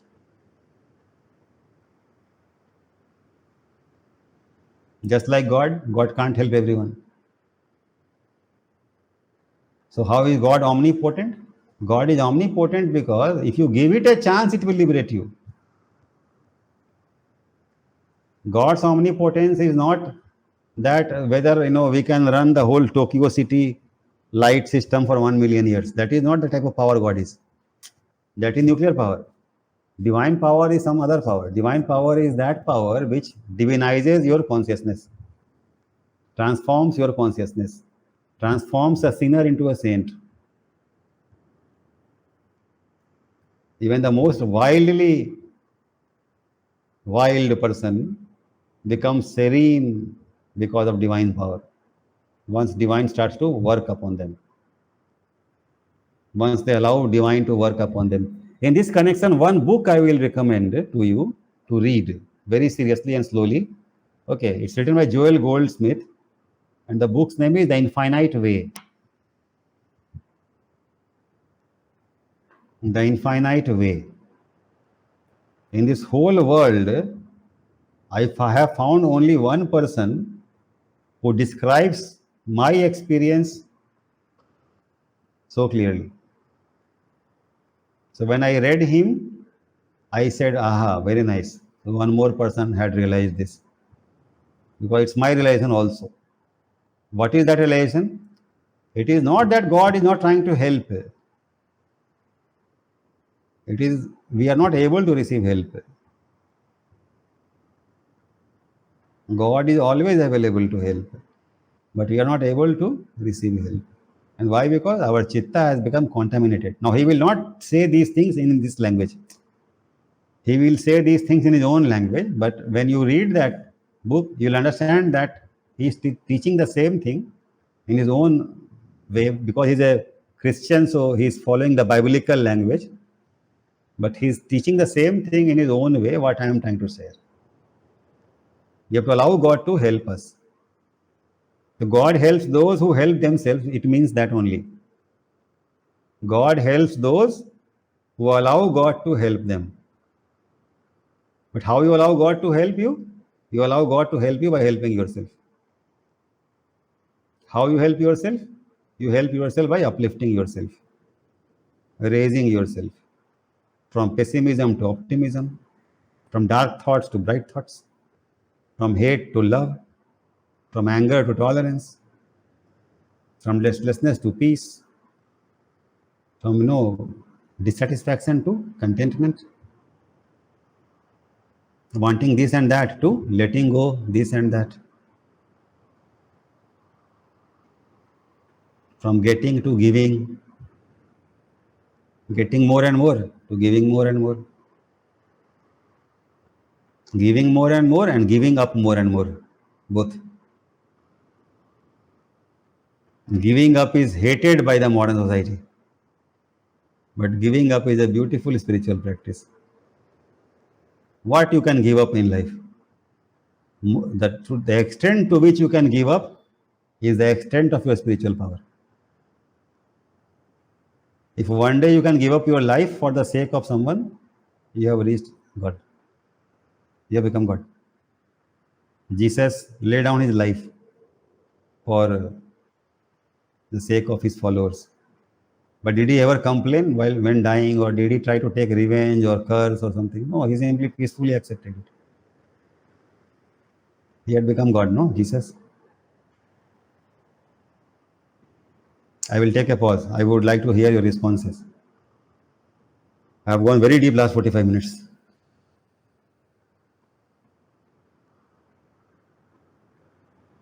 You are able to take it, or you feel disturbed, or how is your state, mental state? Yes, sir. sir, able to take it. Your thoughts about it? Like, I responded to Sachit's observations, so did it add value, what I'm saying? Yes, sir, definitely. We started with the discrimination part of giving and not necessarily being naive at the same time. It started there and then went into deeper clarity of everything you explained in terms of the the five values towards the five barriers towards enlightenment. What is Avidya? What is Asmita? All of these aspects was extremely clear. I mean, a lot of things that we need to keep revisiting and making it more clear. So it was very helpful. And then the deeper explanations of the mind, the layers of the mind. What are these dislikes? How the consciousness is getting contaminated with all these likes, dislikes, patterns, experiences, all of these impressions that get captured in the chitta also. So spiritual process is about breaking from these barriers rather than. So for while as I'm speaking, I'm trying to think. So spiritual process, when it is about breaking from these holds of these barriers, for example, Chitta will always have the memory of all the lifetimes. It is a store place, but how much are we really attached to that is the question. So when I'm thinking more, that Chitta is not going to be erased. The memory will be there. But how much is that memory really impacting you would be the question. So you gave various examples of the attachment, of the stories, of Fantastic insight. You got it. A very important aspect of what I was trying to say. Very nice. Continue. so about the wealth aspect of the story that you shared, which what Buddha used to share, or one of the masters asking the king to give away his wealth, but the attachment, that was very clear. So as I'm speaking, I was just reflecting about the chitta part, which will always still have the memories, but the way that we will realize that this memory is not having, or we are not having attachment with it, is when we remember that memory, we don't feel that emotion, or we don't feel heaviness, or we don't feel reactiveness of that memory. That is when we'll understand that memory is just a memory and it is not having an impact or holding any kind of a attachment with that memory. That is if we are able to recollect that memory in the first place. Probably in this lifetime experiences, we can easily access and remember, okay, this happened, that guilt I have because of this thing that happened. Probably those things which came to my mind, I'm like, yeah, this becomes very meaningless. Absolutely insignificant to, still keep holding it, because that moment is long gone by, and it is just wastefulness of holding to it. And then same with more clarity on the likes and dislikes. So you're giving examples about you can still enjoy a coffee. So we all probably were sipping some coffee or tea or everything.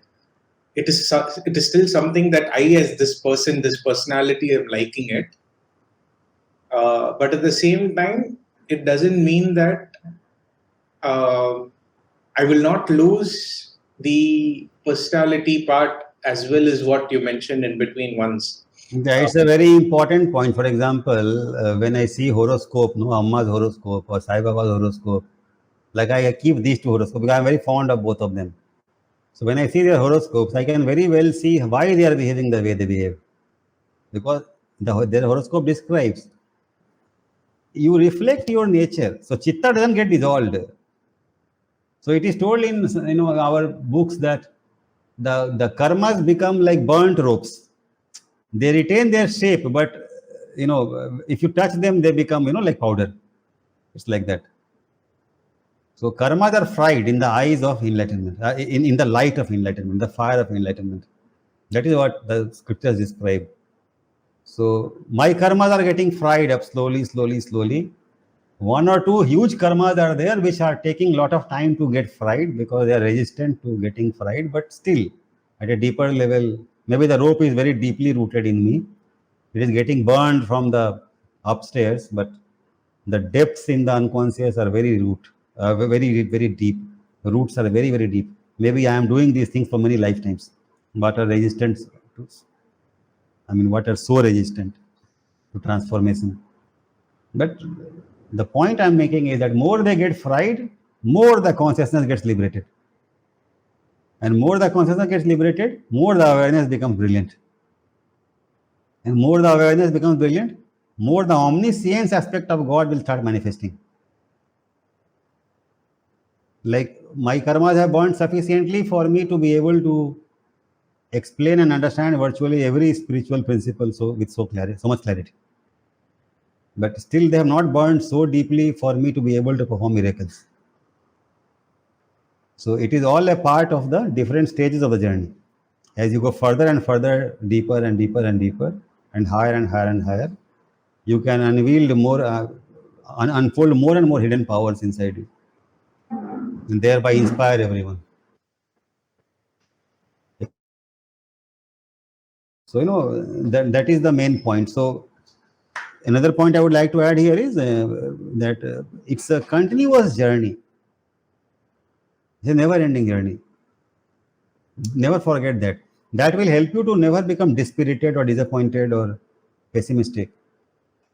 Your ever-increasing control over your emotions, your ever-increasing contentment, gratitude, connection to God, seeing beauty, harmony everywhere. Your increasing discrimination between what we should do and what we should not do. Your impeccable intuition about people's character, whom to trust and whom to keep away from. See, we can keep away from people and still bless them. Keeping away from people doesn't mean that we hate them. We still bless them, but we maintain a safe distance. That is also a good spiritual skill. Why? Because we are still vulnerable. Right? I interrupted you, Sachit. You please continue. So I just added a few more observations. Please. Yes, as you were adding, it was bringing more clarity. And one thought came to me about when we were talking about the point that, you will still remain your nature. So I was reflecting that the reason why you still remain your nature is, because you're here to share your gift. In this particular lifetime, you have a certain gift that you have with you in your essence of godly. It is like not as if I have randomly chosen this personality. It is like millennia and millennia of lifetimes have resulted in this personality. It's a part of a huge and long process. And since I have a unique past, I have a unique personality. So enlightenment is not about resisting anything or fighting anything unnecessarily. It is accepting, embracing, and battling also. But battling what? Battling the tamas.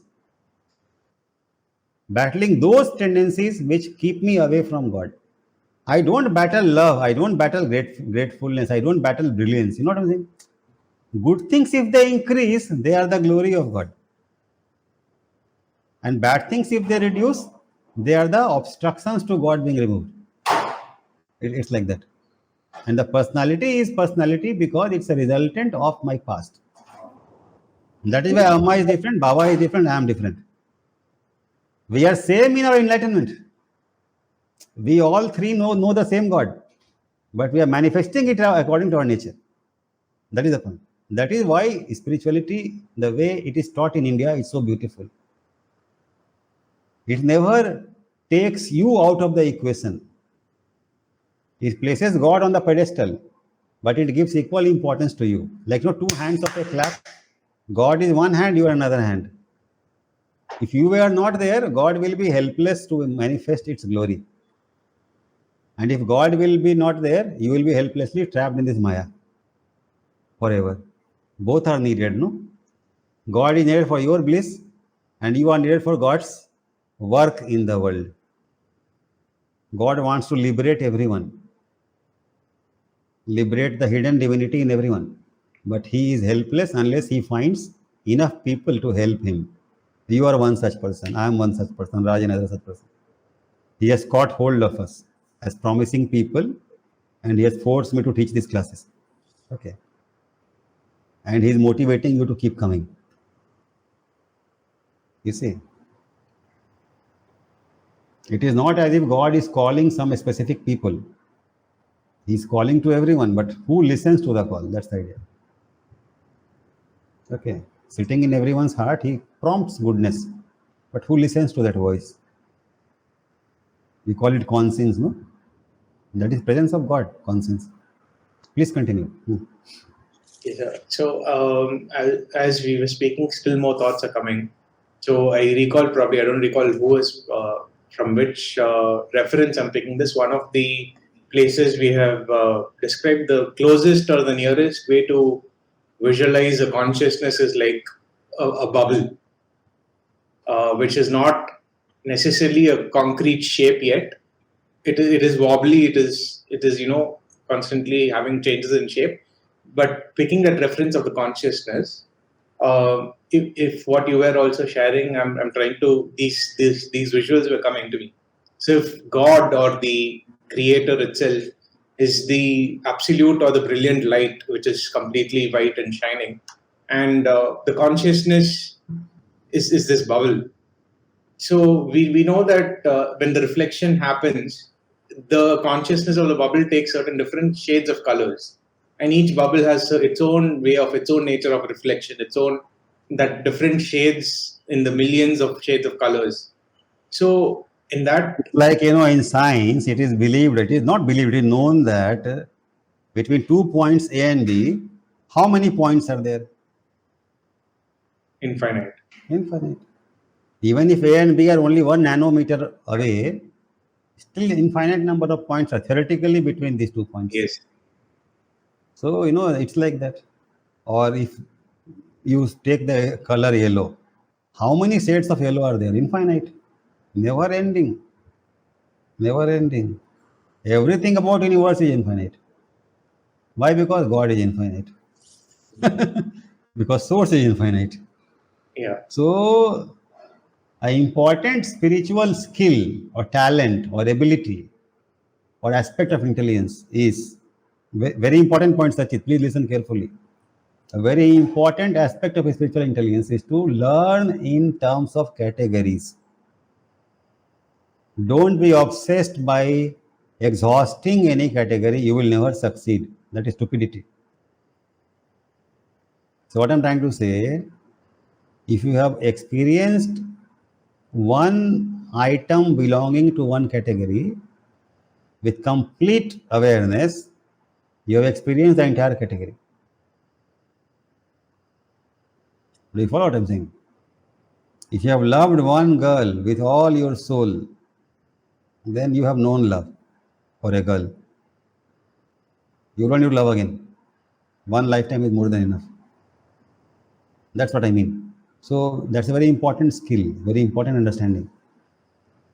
So we don't need to obsess about learning more and more and more and more. It is about learning better and learning completely. Quantity doesn't matter, it's quality. Okay. Do you know why I said this to you? I'm still thinking. What did you just say before I started speaking? So I was talking about that infinite, colors of the uniqueness which is there in that particular consciousness. Yeah, so there will be infinite types of people, always. And the point I was trying to make is that just take it as a given that everyone is unique. Correct. That's it. And then full stop. We don't need to bother much about that. Yeah. It's just a learning and we move on. Right. So it stops bugging our brain. Yeah. Once final clarity about this aspect of life is reached, that everyone is unique, and we have done sufficient number of investigations, then at some point of time, by law of induction, no, we arrive at a conclusion that this is how it is. For example, you can do these experiments. No, you can take any two leaves of the same tree. They will never be the same. Take two cells of any human body, look through a microscope. They will never be the same. The infinite creator has never repeated himself. It's one of his principles. It's one of the proofs of God. Someone says God doesn't exist. It's a very powerful proof to an intelligent person. A stupid guy will never understand, but an intuitively intelligent person will understand. If there is no intention involved, at some point, mindless repetition will happen. But in this universe, rishis of all generations have reached the same conclusion. Hari Anant, Hari Katha Ananta. The infinite creator never repeats himself. He can produce infinite types of things. Everything about him is infinite. And this part of the God, we have to simply understand and be at peace. And by the same token, you are also unique. That is what makes life so beautiful. Okay. Okay. Please continue. So in that visual, what I was seeing is that, the Chitta, which we have so many memories, impressions, all of it, kind of clogs, as if that bubble is, filled with murkiness and, distortions. And what we are trying to do is, as we are, moving away from ignorance slowly, or trying to grow our light in this process, we are trying to remove those, blemishes and imperfections. And then the more we remove these distortions in that bubble, the more we are able to shine that particular bubble. The nature of that color is visible more and more. So for example, you said you're going to be teaching in this manner, that's your nature. That is your pure nature. But when you keep removing your likes, dislikes, all those things, you're just removing your attachments and various aspects of it not bothering you. That is only going to allow you to be that color more and more, be at your own pure nature more and more. And that is what I was trying to relate with, share your gift with the world, right? Correct. Being Correct. yourself. Yeah. Correct. So that is what was coming to me in my mind. So yeah. Very beautiful. Raj? Yeah.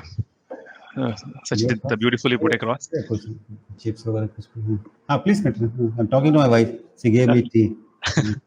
Okay. Sir, yeah, we spoke about the Adishesha eternal reminder from the beginning of the time. So Sachit very beautifully covered about the memories. So Adishesha concept and humongous amount of memories, always there is a reminder from the beginning of the time. So I think one lifetime is not sufficient for us to retrieve those memories. I think it will go on and on. And another concept that we also covered after the 5 barriers to the enlightenment was the journey between the Bhakti marg and the Raja Yoga. So the foundation of every religion, as you said, it starts with devotion. So the beginning of the class, you asked a question in terms of, did you do any sort of religious practice, walking in the barefoot, fasting, and so on and so forth. Later, I understood why you asked that question. It was to understand what was the experience that we have gone through. So now I have the answer, sir. In terms of doing that whole exercise of parikrama in Arunachaleshwara, Tiruvannamalai, the 14 kilometers of parikrama, I think it all started with a kind of devotion, I believe. I think that devotion, which was Bhakti Marga, we took that path. Maybe unknowingly I took it, but it was Bhakti Marga is what I now correlate, which takes people from Bhakti Marga to Jnana. Because our mind is so cluttered, we'll not be able to differentiate between what is good, what is bad, what is right, what is wrong, and the attachment versus detachment. So when we enter the Bhakti Marga, slowly the cluttered mind, the cloudy mind will be able to see things through clearly. Then comes Jnana, which is knowledge. So like, for example, I am not very brilliant, but I am Sudama, or I am, let's say, a Gopi, loving Krishna. So my life is very simple, because Krishna doesn't like this, I will not do this. Krishna says don't cheat, so I don't cheat. Krishna says don't add water into milk when you are selling milk. I'm a gopi, I'm selling milk, right? So I will sell pure milk. Why? Because my Krishna doesn't like me, being crooked. So life is so simple, no? Yeah. Whatever Krishna loves, I do. Whatever Krishna says not to do, I don't do. Why? Because he's my God. As simple as that. So it makes life very simple. I'm a very innocent person, but I am learning Dharma through love. And Krishna is a loving teacher, right? And for me, he is more than a teacher. He is my very life. No, I can't live without him. I love him so much that if I don't see him one day, I can't eat food that day. That is Gopi's love for him. No, we can't even imagine what kind of love they had for him. These are blessed souls, right? Krishna took birth near them. Why? Because these were ultimate level devotees for many lifetimes.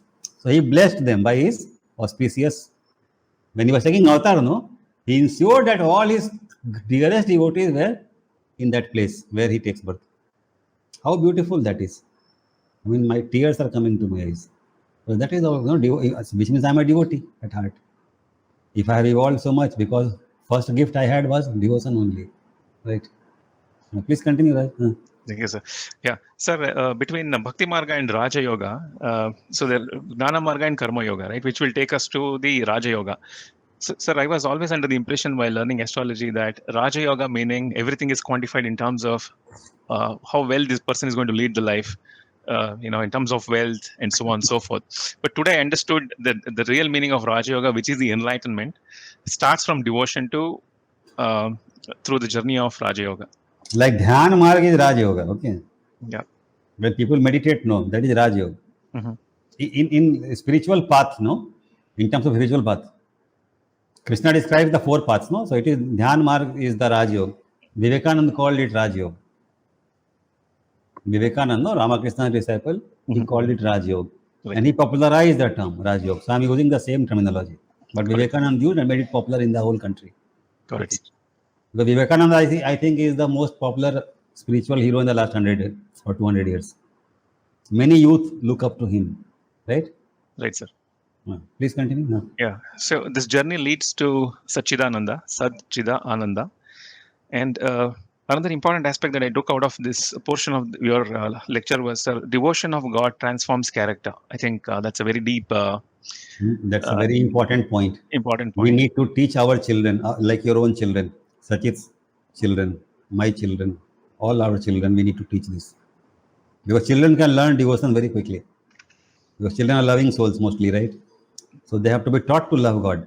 I have taught my children to love God. Okay.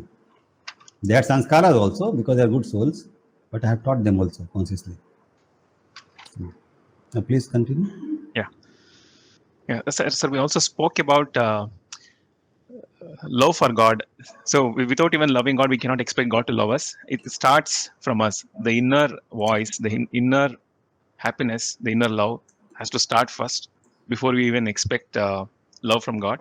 While God tries to remove karma, we as humans, we add more to it. We keep on adding. So that's why, we cannot say that why God cannot have a permanent solution. God has the permanent solution. However, humans are creating more and more karmas. So it's a never-ending infinity loop.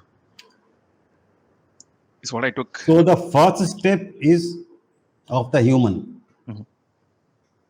We need to choose God before God can choose us. Yeah. It is not because a God is a proud person. No. It is like, unless we choose purity, how can we, unless I take a bath, how do I become clean? It's like that. Yeah. It's an impossible demand. God is not a person. God is a reality, deeper reality of everyone. So unless we take steps towards deeper reality, how can we expect the deeper reality to start influencing us? It can't, no. The river is flowing, but you never go to the river. Then how can you drink water from that river? It's like that. Okay. Yeah. And sir, another important concept today, which was very interesting to me, was Sachit covered it. That was 4 components of Chitta, that is Manas, Buddhi, Chitta and Ahankara. At the beginning of the class, you also spoke about some of the examples like removing psyche, removing ego, which we have picked up in this lifetime, there is a possibility and there is an opportunity for each one of us equally to let it go in this lifetime itself. You also gave the example of, a chair was not available while taking a group photograph, and how humans pick the behavior from the society, which was not written. These are the unwritten code or conducts. So we pick it up, but we try to build all of those things. Maybe it comes in the form of psyche, it comes in the form of ego, the negative emotions. So connecting the dots between the psyche and letting the ego go, and the four components of chitta are, if we try looking at eliminating the bundle of dislikes, the bundle of likes, and the chitta store of memories and ahankara, which is ego, if we clean up and let go, stage by stage, I think naturally the chitta will be purified. You also said that chitta will be purified when it moves from tamas to sattva or rajas to sattva. Ramana used to teach that to realize God, you unrealize your ego. Beautiful one. It's very simple. Yeah. Unrealize, what you have realized in this lifetime. You have realized the false, and you are the truth. So to know that you are the truth, unrealize the false. So spirituality is not a positive thing, it's a negative thing. No neti, no like that. You let go of what is not real. Sai Baba used to teach the same thing by saying that clinging is so difficult, and letting go is so easy. But for some strange reason, people of this world are so stupid that they like to cling, which is the hard thing. Like, let's say some weight is hanging in your hand, and if you release, it will fall inside there's a cliff, from which you are hanging. So you are trying to save yourself, that is good, but you are trying to save your bucket also, in which something is kept, right? And maybe if you let go of the bucket, it's easy for you to come out. But you will not let go. It's like that. Clinging is like that. And your hand is paining, your whole body is paining. You may also go down with the bucket inside that, fall. You'll have a steep fall. Okay, into that gorge or whatever. So it is so easy to let go, just let go. Hands will stop paining and you can come out and you can have a peaceful life. But this is clinging. Clinging is so tough. And letting go is so easy. Just let it go. It will go. My girlfriend is trying to leave me and I'm clinging to her like crazy. And she has no intention now to live with me. So what is the point in clinging and pleading and fighting? So one point of time she loved me, now she doesn't love me. So that is her love. No, it's a moody love. Let her go. What is the problem? When she loved you, you enjoyed. When she doesn't want to love you, let her go. But life can be very simple. It is easier to say this, but difficult to execute what I'm saying. But scientifically speaking, you were happy without the girlfriend. And when she goes away, you will be again without a girlfriend. So what is the problem? Problem is only the memory, memory that you have accumulated now. The attachment which comes along with that memory. But attachment makes it life so tough, so hard. The spirituality is teaching us to let go, more and more. First understand the theory of it, and then let go. Practice it, small steps we take every day. Little by little we let go. So I was sharing earlier, I remember that when I used to become upset, I used to go alone and sit and just focus upon my feeling and not express it. I have described earlier, So my breath will become deep and it will take me half an hour, 40 minutes to overcome that. But it used to be dissolved. And then next time in a similar situation, that same emotion will come, but with less intensity.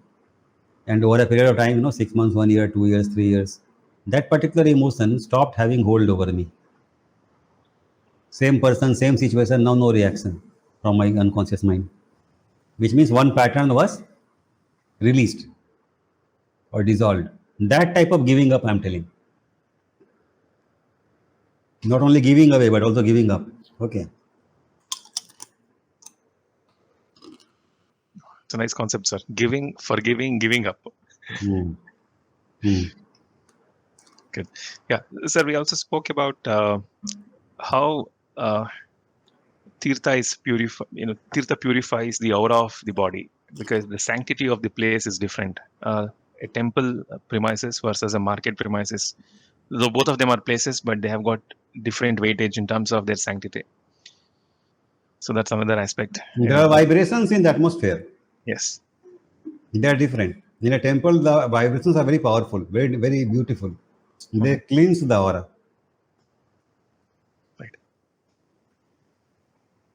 Sir, and another concept you also told us today was Upanishad. The meaning of Upanishad is sitting next to the master. I always thought that Upanishad is a collection of Book only. book and nice concepts about this one wisdom. But today I also learned that it's sitting next to the master. Upa means to sit. Nishad is the master. Sit near the master. Got it, sir. Hmm. And in India, master means someone who has realized God. Master means someone who has realized God. Mhm. Master doesn't mean a skillful person. Master means someone who has realized God. Skills are secondary. So Sakit was telling last class, he used to use a certain concept which I had taught in MVB, being, doing, and having for long. So that being is what we are talking about here. A master has realized at the level of being. Okay. So when Krishna says that that action in action, that is another meaning. When your being is at that level, even when you act, it's as if you never acted. And to maintain that state of being itself is a dynamic action. You have to continuously keep purifying your chitta. Keep letting go. Not form attachment. Just because I'm God realized doesn't mean that things will not happen in my life. They will happen. New events will happen.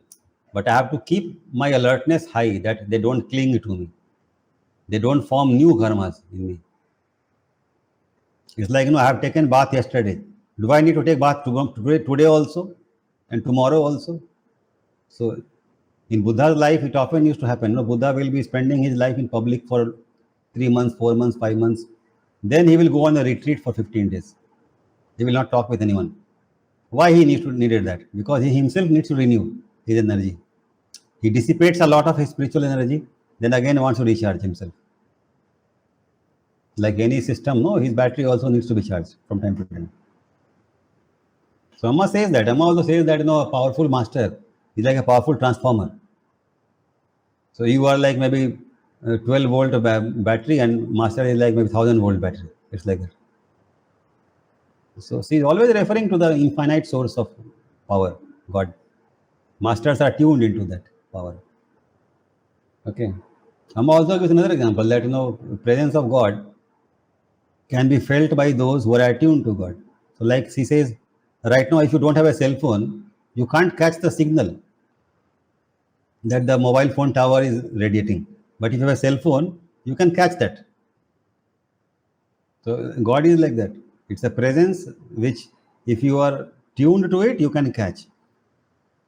If you're not tuned to it, you can't catch. But since you can't catch, you can't say it doesn't exist. If someone is tuned to it, they can catch and they know it is existing. Right? So we discussed quite a lot today, about God and different aspects of God. Any more thoughts come to you? So we continued from where we left off last class. Religion, we built upon the same thing. Right. So religion ultimately is a way to attain more and more spiritual purity.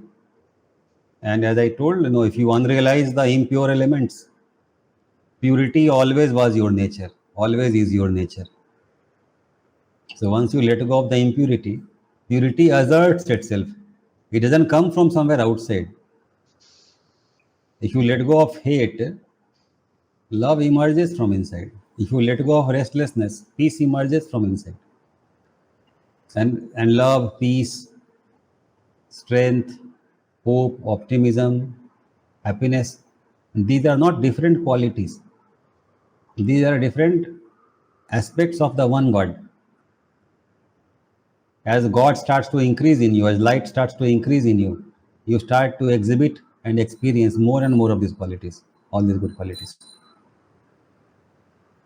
And that is why Amma says that, if you cultivate one good quality, every other good quality comes to you naturally, because they are all sisters.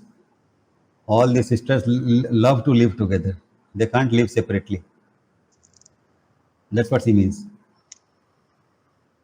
If you cultivate one good quality, every other good quality increases naturally. Why it is like that? Because when you cultivate one good quality, you are focusing upon the inner divinity. You take any quality. Let's say I increase my optimism in some way. If I increase my optimism, naturally fear will go away. Naturally doubt will fall away.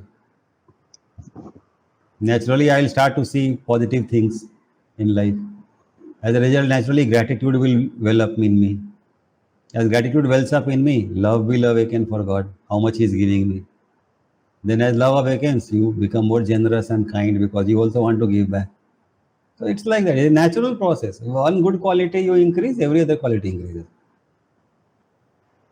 That is why Karma Yoga is effective. What is Karma Yoga? Karma Yoga is trying to manifest one good quality, generosity, kindness. And as a result, everything comes. So it's supposed to be a way to God, to realize enlightenment. All the paths are good, because every path is cultivating some good quality. In a nutshell, we can end at this point in today's class that what we discussed today is that we have to choose God, we have to choose goodness if we want to grow spiritually. It's a choice. And it's not as if we are living in a whimsical universe by a whimsical God who hates some people and loves some people. It's not like that. People fail to choose God. God has already chosen everyone. If He did not choose everyone, how is everyone alive? That energy that everyone is experiencing is God. That life energy, no? What is aliveness? That life energy is presence. That life energy is present in everyone. That is God. Very fact that something is moving and speaking and thinking and feeling proves God is inside him. God has chosen him. But he is only experiencing God as energy in a very faint manner. But he is not able to experience God as awareness. So our understanding of God has to be intelligent understanding. When I was small, I remember that when I used to think of power, I used to imagine someone pulling what is that? Railway train by his own hands. That is power, that is strength. Or lifting a huge thing. You know how Hanuman lifted this or Krishna lifted that. That was the type of power I was thinking. But now I realize it's not like that. The real power is the power to not succumb to temptation, not succumb to evil qualities. Power to transcend, to become detached, to overcome Maya. Power to overcome delusion. Right. Greatest power is Vidya, knowledge. Avidya is the greatest problem. So Vidya is the greatest power. That is why in astrology, I think Jupiter is the most important planet. But these days I am seeing on YouTube, people are teaching that Jupiter is a bad planet in Kali Yuga. Many people are teaching like that. Because it teaches you to become moral and stuff. But if you live a moral life in Kali Yuga, you can't earn money. The unfortunate, sir. So you understand automatically that Rahu's influence is increasing. All kinds of perverted logic, perverted teachings are replacing the authentic teachings. So tell me, in this environment, what can God do? God can do nothing. Let's end on this note. So if we go away from God, God can't help us. Today's class main lesson is that we have to choose God. God has already chosen everyone. Proof is that everyone who is living continues to live, even though they may be the worst sinner, till their lifespan is, run through. Whatever the allotted lifespan is there, they will get their lifespan. They may do as many crimes as they can, but God will not kill them. That shows God is not whimsical. It keeps supporting till the very end of life. In fact, even 1 year before dying, a criminal wakes up, he can make so much improvement in 1 year. For all you know, the lifespan may be extended by a few months or a few years. Such things have happened actually. I remember a long time back when my second son was born, Amma came in my dream and actually showed me that maybe I had a lifespan of only 40 years, I myself. But she told that you have done very good work in the last few years. Okay. She told me not like verbally, she showed me a dream in which Amma was ill. She was lying on the floor, on the mat. And one Swami was, offering her something, some medicine or something like that. I don't know what, something he was doing. And then I came and I saw Amma and I was very worried that she's so unwell. I asked Swami what happened to Amma. Then he told Amma is not keeping well. Then I offered Amma some juice, some orange juice or something like that. So Amma sat up and drank that juice. And then she became all right. Then she stood up and started walking with me. And as she walked with me, she was telling me this, that no, you had a lifespan of only 40 years. And my son was born when I had just completed 40 years, 1 month back. So, which means maybe I was destined to die around that time when she came in my dream. It's a real thing in my own life. So, but you have, been living in a very beautiful way last 3-4 years. So I was actually practicing homeopathy and I was helping everyone, whoever used to come to me by giving them medicines. So, and I was never charging money, never, as Sati told, expecting any outcomes for myself. And my only desire was to serve them, help them. So that is what was symbolized by that dream, that I am offering some orange juice to Amma, means like some medicine, something I'm offering to Amma. And Amma represents all the people because one life itself is running in all. God is the one life in everyone. Amma represents God in this dream. So when I'm serving people, I'm serving God for Amma. So the result of this good action of mine last 3-4 years, she is telling my lifespan has been increased by 30 to 40 years. So now I'm 56 years old, so which means I have another 15-20 years of lifespan as per that dream. Okay. But that dream teaches me life is dynamic. So if my 3-4 years of action can increase my lifespan to 70-80, more good actions can increase even more. That's what another lesson I learned. It's not cast in stone. And another lesson I learned is that astrology is not the final subject. God's will prevails over even what is written in the horoscope. If God likes, he can change the future, no? So that's also another thing I learned. So life is meant to learn and more and experience more and grow deeper and deeper in our connection to divinity. I share about Amma because these are the things I learned from her, and these are not small things which are taught in schools. It's learned in the inner consciousness. Normal dreams you forget, but the dreams which are given by masters, you remember. I remember vividly even now. And these dreams are defining dreams. They change your course of life because they're etched in your mind so deeply that they influence your behavior, right? So today's class, this was the theme. We choose God through our actions, through our attitude, and God, when I told this another important point, when God gives himself or herself, it's not as if God is giving some gift and God is remaining separate from the gift. God itself is the gift. Like God's love is God only. God and God's love are not separate. God and God's grace are not separate. They both are same. So that is why, this triune nature of God is important to understand, that God as energy everyone is experiencing, but they are experiencing unconsciously.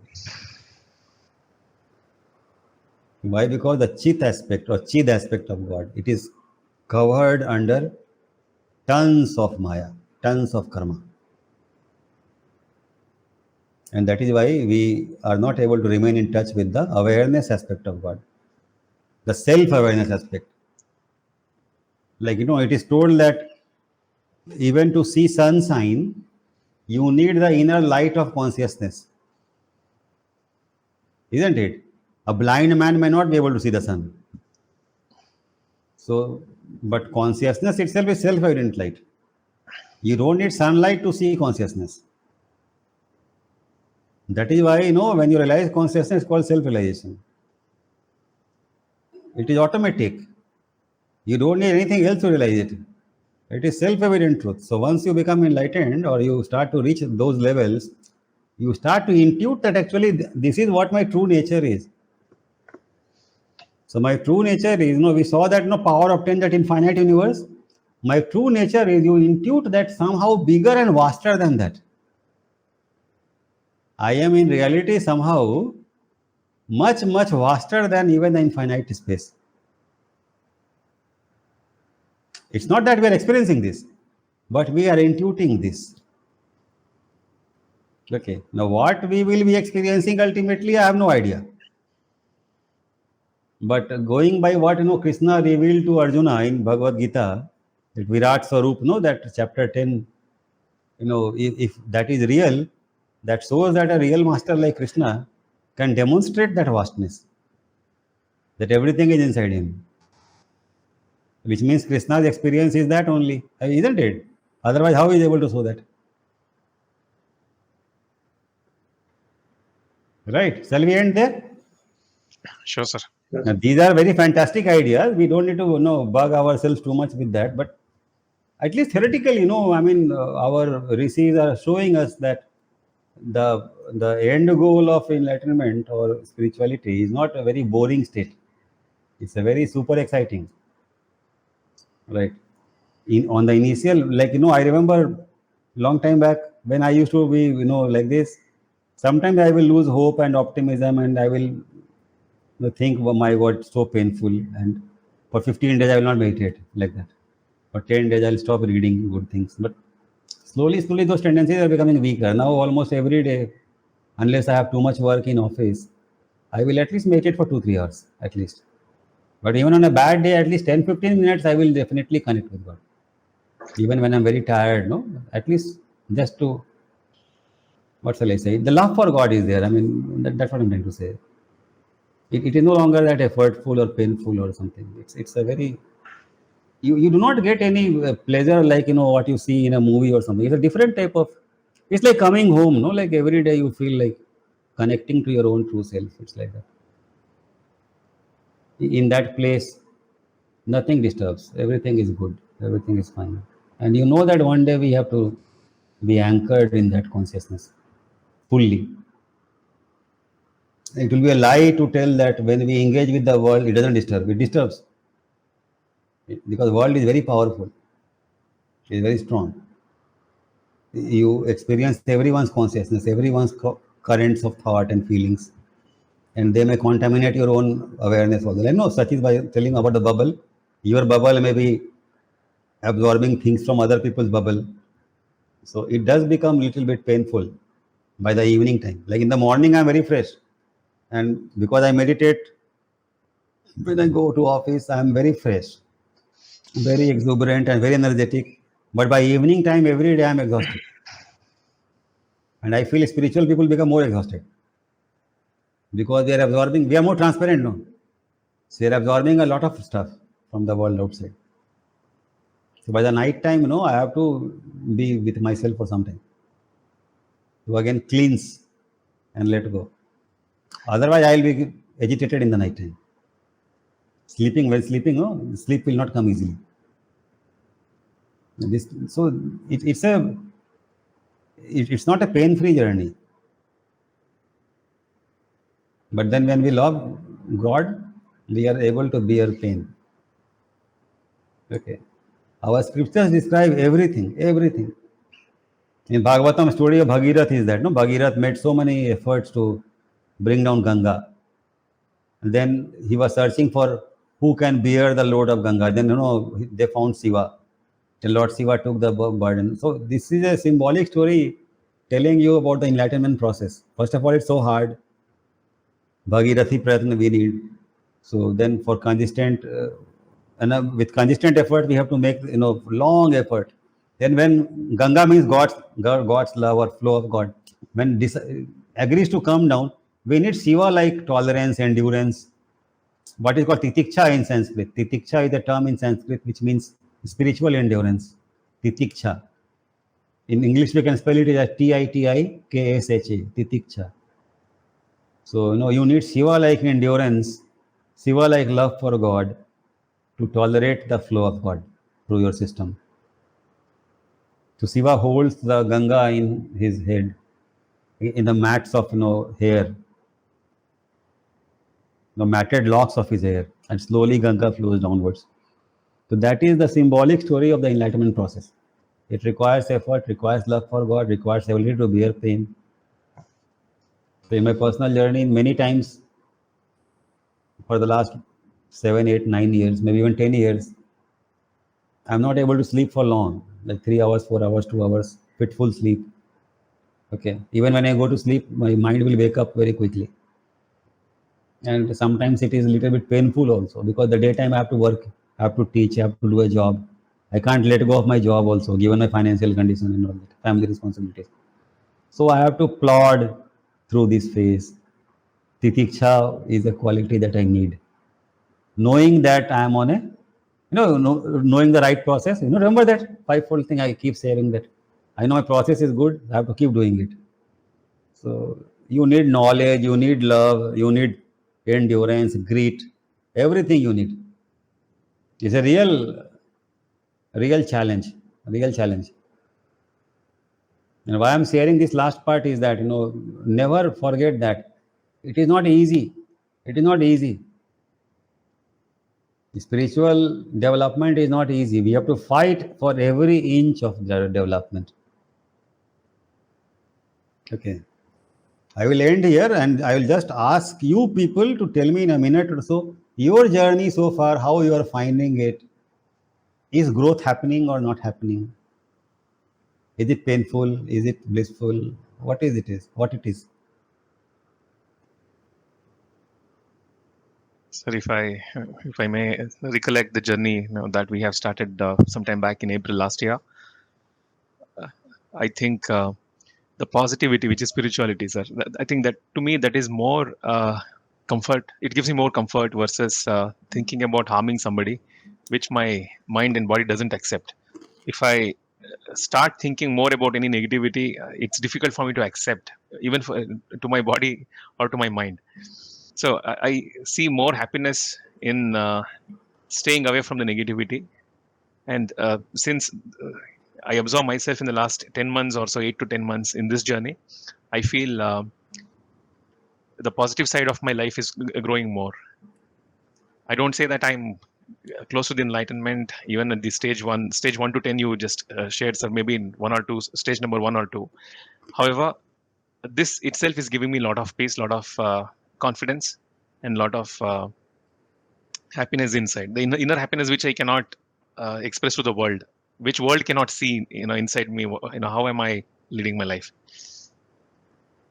That happiness you're feeling, is God growing in you slowly. Okay. Yes, Sachit. Sachit is on the path for a long time.